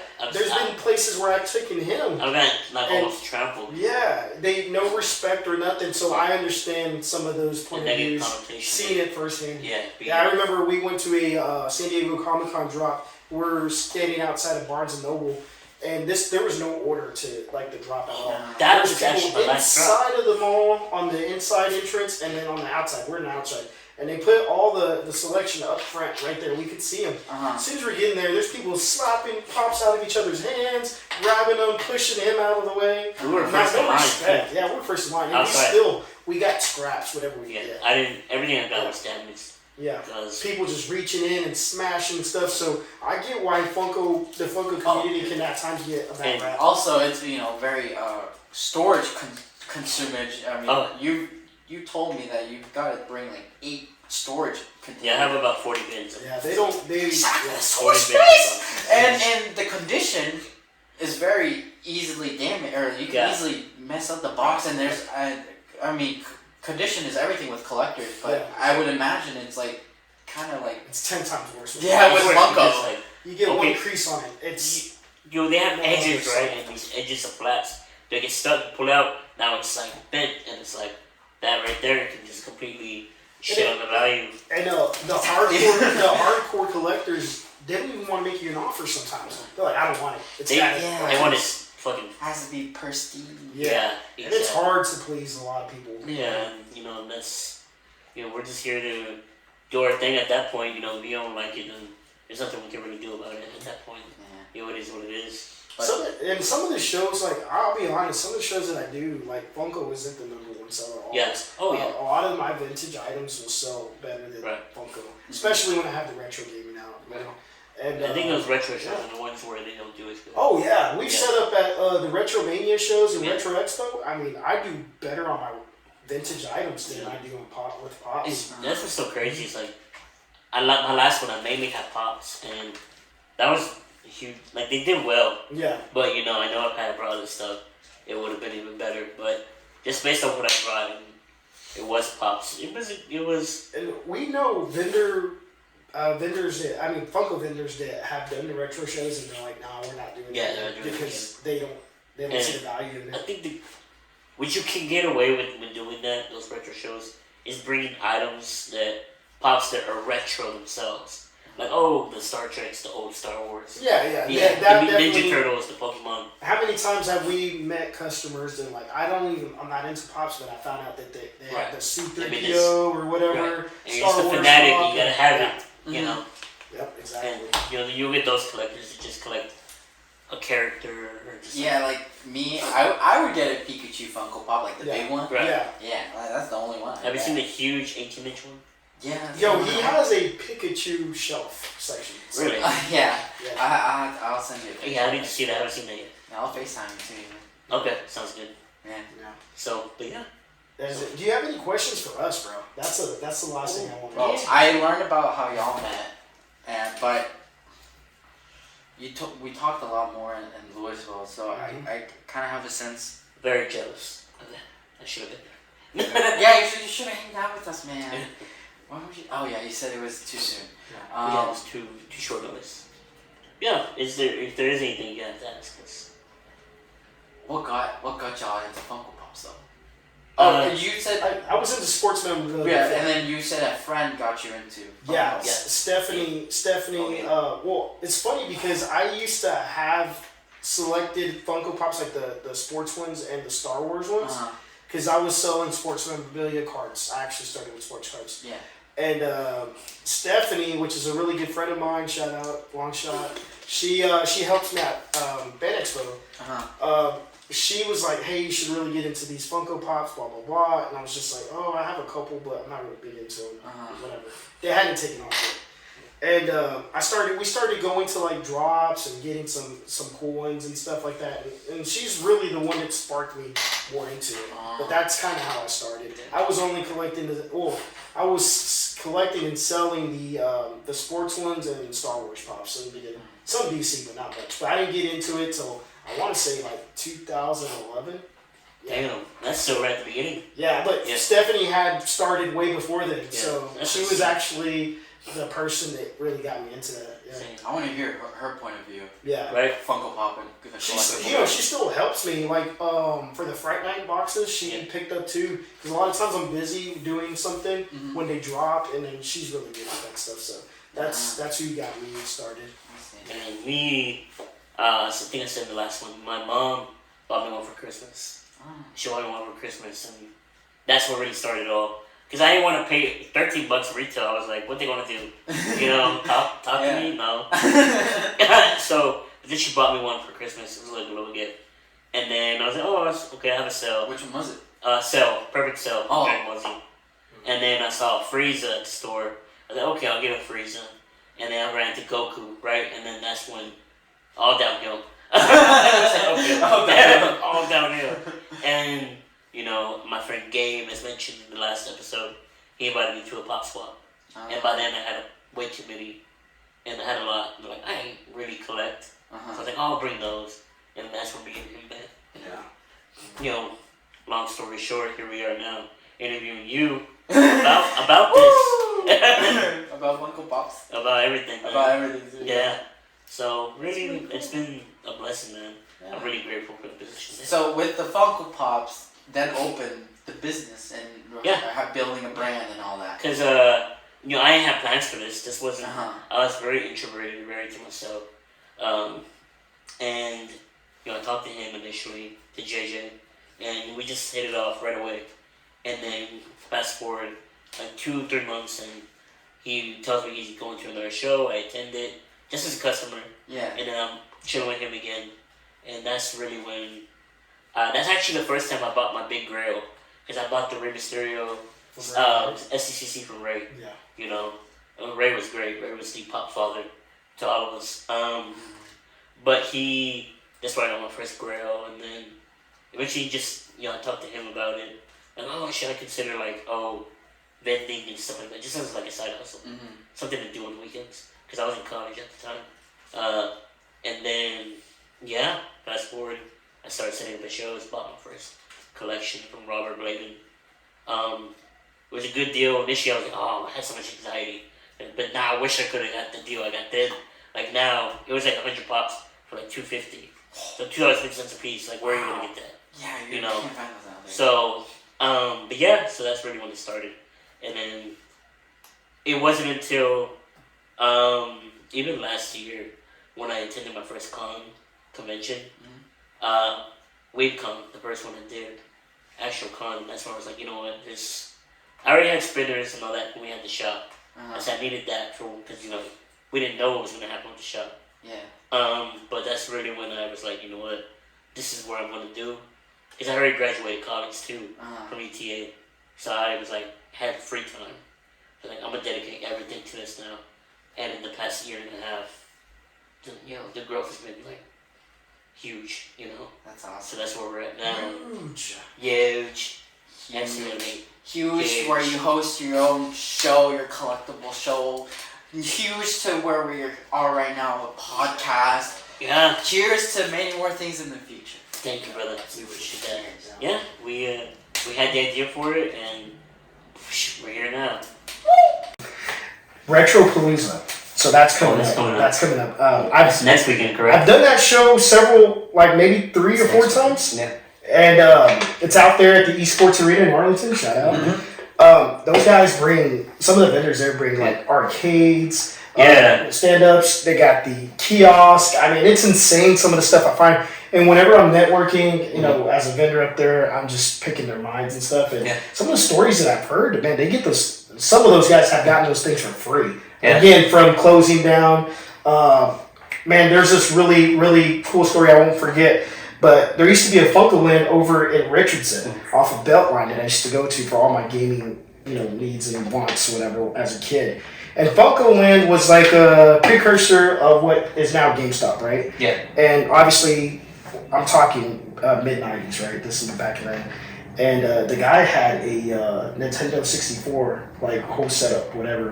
And I was just like, dude, this looks familiar. Where did he get this from? FUNKO Land, bro. It went out of business and he got it. I don't know if he got it for free or I can't remember that part. Yeah. But I remember him saying he got the kiosk from FUNKO Land. So he on top of that, he actually had the sign, the FUNKO Land sign. So it was insane, and it just so happened to be that it was a local FUNKO Land here in the DFW that he acquired it from. So that you just never know, man. Yeah. I love talking to these guys that have some of those oddities. So yeah, I'm just never hearing heard the that story. Just hearing the story. Yeah. You never heard of the story? No. Yeah, it went bankrupt and they closed it down back then in the 90s. But I used to love it. It was great. I don't think I was born. Yeah. Yeah. So yeah, man, wow, dude. I know that was a lot, but wow, dude, I'm still like in shock with some of the stuff that he said. So given all the products you have and how well you do, and just the variety of stuff. Do you ever have any stores, like actual stores, locally reach out to you to be like, hey, can we buy some of your stuff, or hey, you Yes. know, we see what you're doing, can we work, like just something. I actually, And your friend from 181 Comics, Yeah. he reached out to me. He wanted Yeah. to buy some stuff off of me, and I never got back to him. I feel super bad, and I told him about it in person. Yeah. And but not yet actually. Only that one time, but I haven't had like stores reach out to me just yet. I've had maybe 1 or 2 events reach out to me and be like, "Hey, do you want come to set up. come set up?" And but that's about it. I'm definitely still on a journey to grow. And, But he's definitely being noticed by some of these larger setups, because I know for a fact Caesar with Retro Boom, he knows him.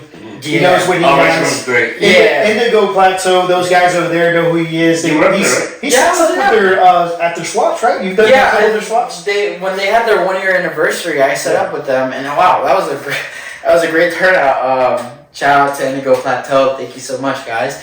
But yeah, it was great. So yeah, his name's being thrown out there. I know that for a fact. I know that for a fact because I've heard your name come across several times before I even officially met you. So. Really? And even I, told him about you because I do deals. We've done deals before you even met. Yeah. And I know that I met you this year. So I met you at Swap Meet, and you came to my booth and we just talked. Yeah. You were gonna buy ETB from me.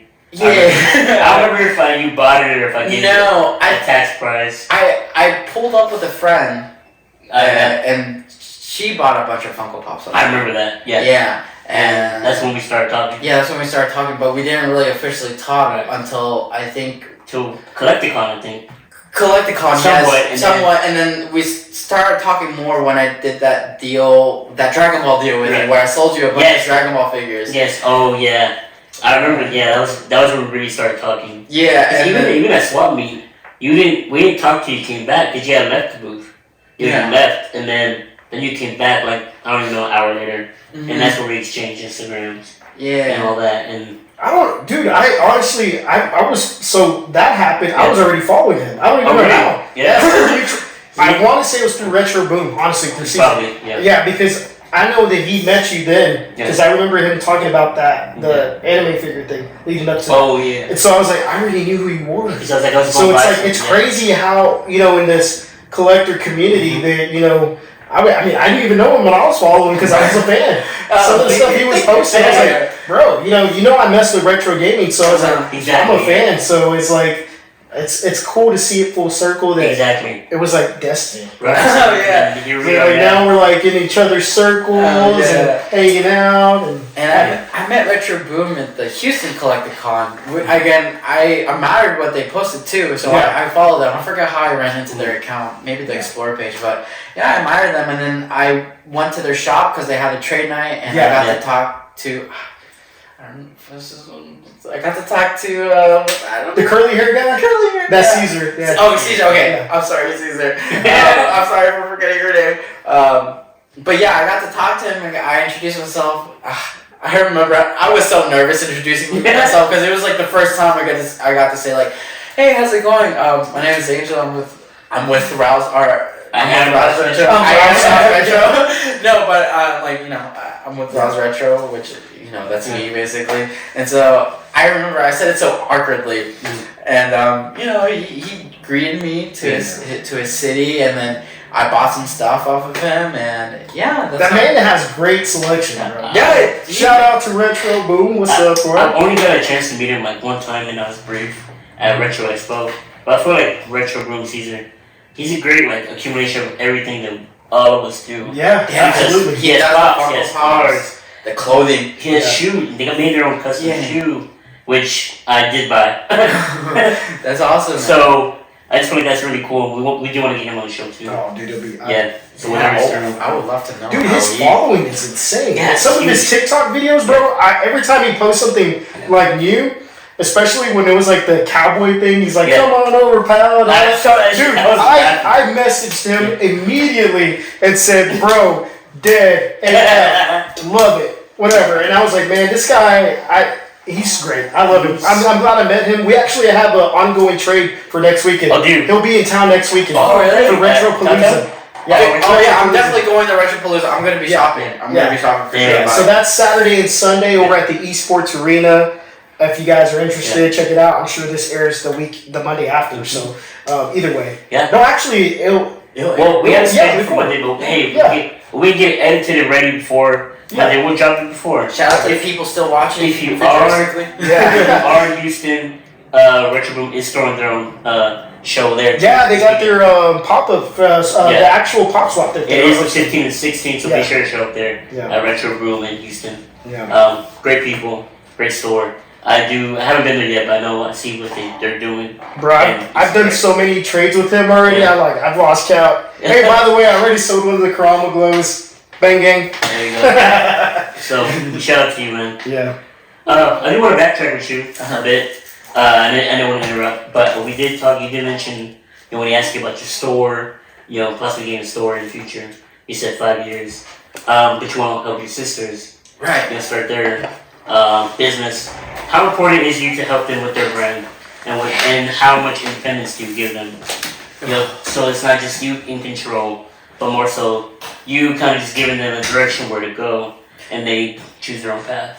Well, with my younger sister, she definitely has her own vision, and I'm trying to help complete that vision that she wants. I definitely see us partnering together in the future and just providing even more variety of collectibles, because the Sanrio market is, it's collectible, but it's completely different to what I'm doing. Mm-hmm. But yet, again, it comes in a full circle. Right. If Sanrio can relate to this that I'm selling or that I'm selling, and so it definitely ties in.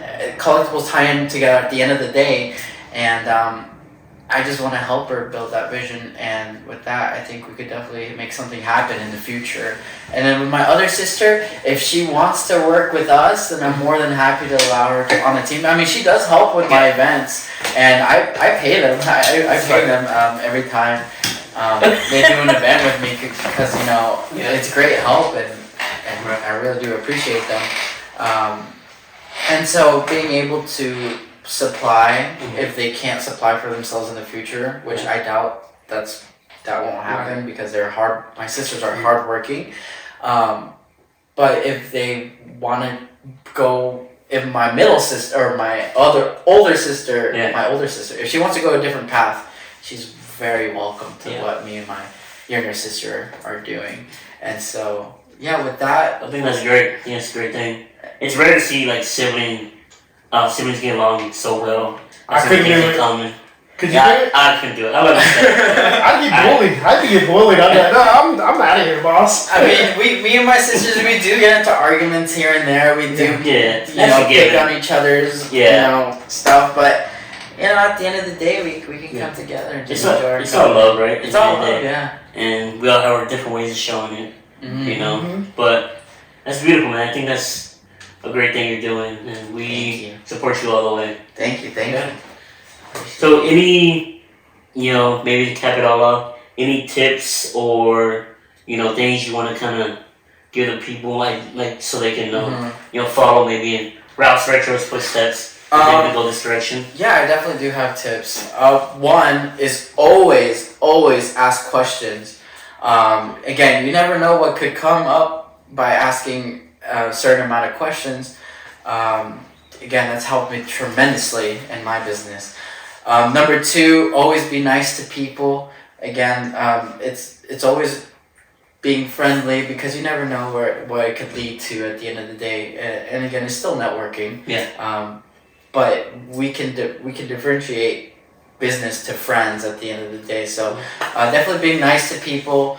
And third, doing things right the first way, because one thing that is kind of biting me, or one thing that I am still learning about, is taxes. Ooh, scary. I'm still kind of like in a gray area about that, but I advise anyone who wants to start doing what us three are doing is definitely get that learn a bit about taxes and forms and all that, set up your LLC. I actually haven't done mine. I'm still considered a sole proprietor, but I'm the kind of guy that needs their hand held to do something. So definitely want to get that done here soon. Yeah.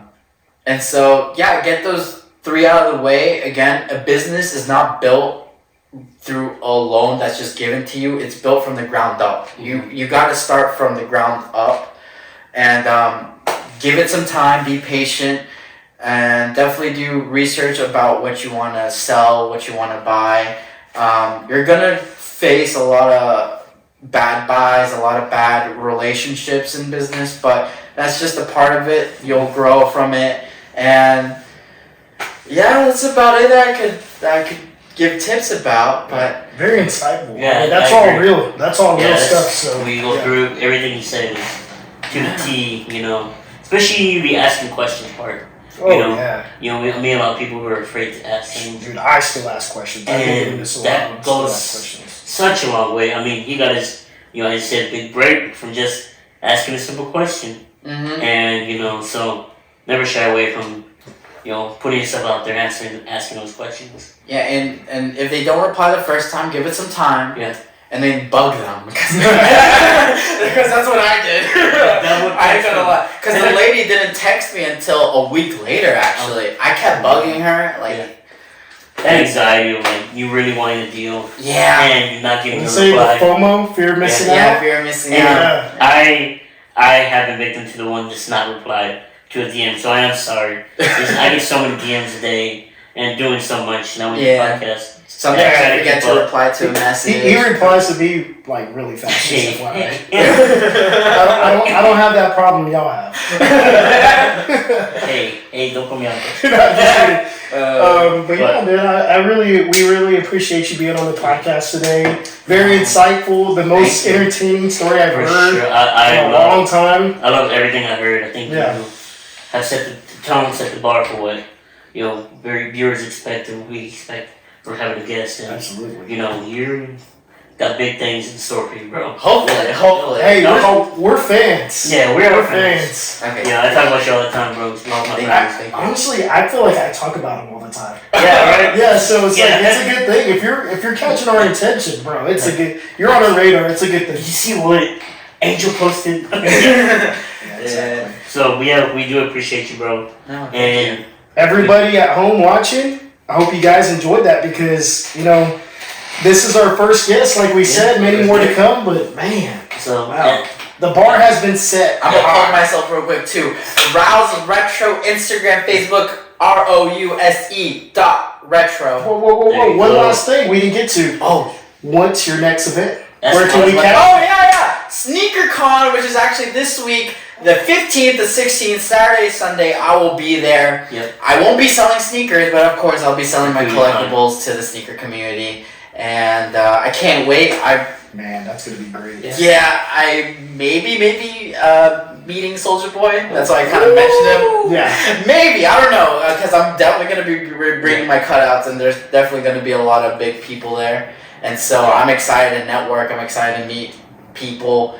I'm excited to bring smiley faces to them after they buy a Pokemon game or they see something that reminds them of their childhood. I can't wait. I'm excited. That's what it's about. And we're always talking about DFW bringing it, man. We don't disappoint, guys. If you guys are from out of town, I mean, we got 3 events this weekend. SneakerCon. You got Collecticon. Yeah. Wait, no, not this weekend. Oh, no, that's in Colorado. That's in Colorado. Yeah. That's upcoming next week. But yeah, locally we have SneakerCon, we have FanFest, and then don't forget, go ahead and plug yourself spinning for Saturday. And once again, the Hollow Swap in Grand Prairie, Texas, 5 to 10 p.m. is a nighttime show. We have a children and adult costume contest. We have a piñata both for kids and adults. Oh, piñata? We have every vendor will have candy at their table. So bring your kids, come trick or treat a little early, and come have fun. We'll have enchiladas, food. The questionnaire Q&A with Chuck. Yep, Q&A with Chuck, podcast with Chuck. We'll see how that goes. He'll be signing, doing autographs too. So come get your autograph, come hang out. It'll be a good time. Also, we are doing a donation drive for Mission Arlington. If you bring any type of warm clothing, gloves, beanies, hoodies, anything new or gently used, that goes a long way. We waive the entry fee, and you get into a giveaway. So it's a win-win for everybody, and you get rid of some of the stuff you don't want to keep anymore. Yeah, sweet. I can't wait, man. I'm definitely gonna dig in my closet and see what I can bring There we back. go. Well, thank you so much. That was our first guest, Rouse Retro. Thank you so much, Angel. Woo! Yeah. How'd you like your drink? Was it good? It was good. Yeah. There we go. Maybe this will become a thing, a mystery drink every guest. By the way, these things are pricey. I really don't usually drink the tall boys, but dang. Okay, I bought 5 Tall Boys, 2 sodas, a Red Bull, and a candy. It was like $30. Like, Yeah. come on, Sid. Shout out to 7-Eleven. No shout out. Y'all brilliant. Well, as always, guys, support your community, love your community, be your community. Swapapalooza boys, Rouse Retro, we out. There you go.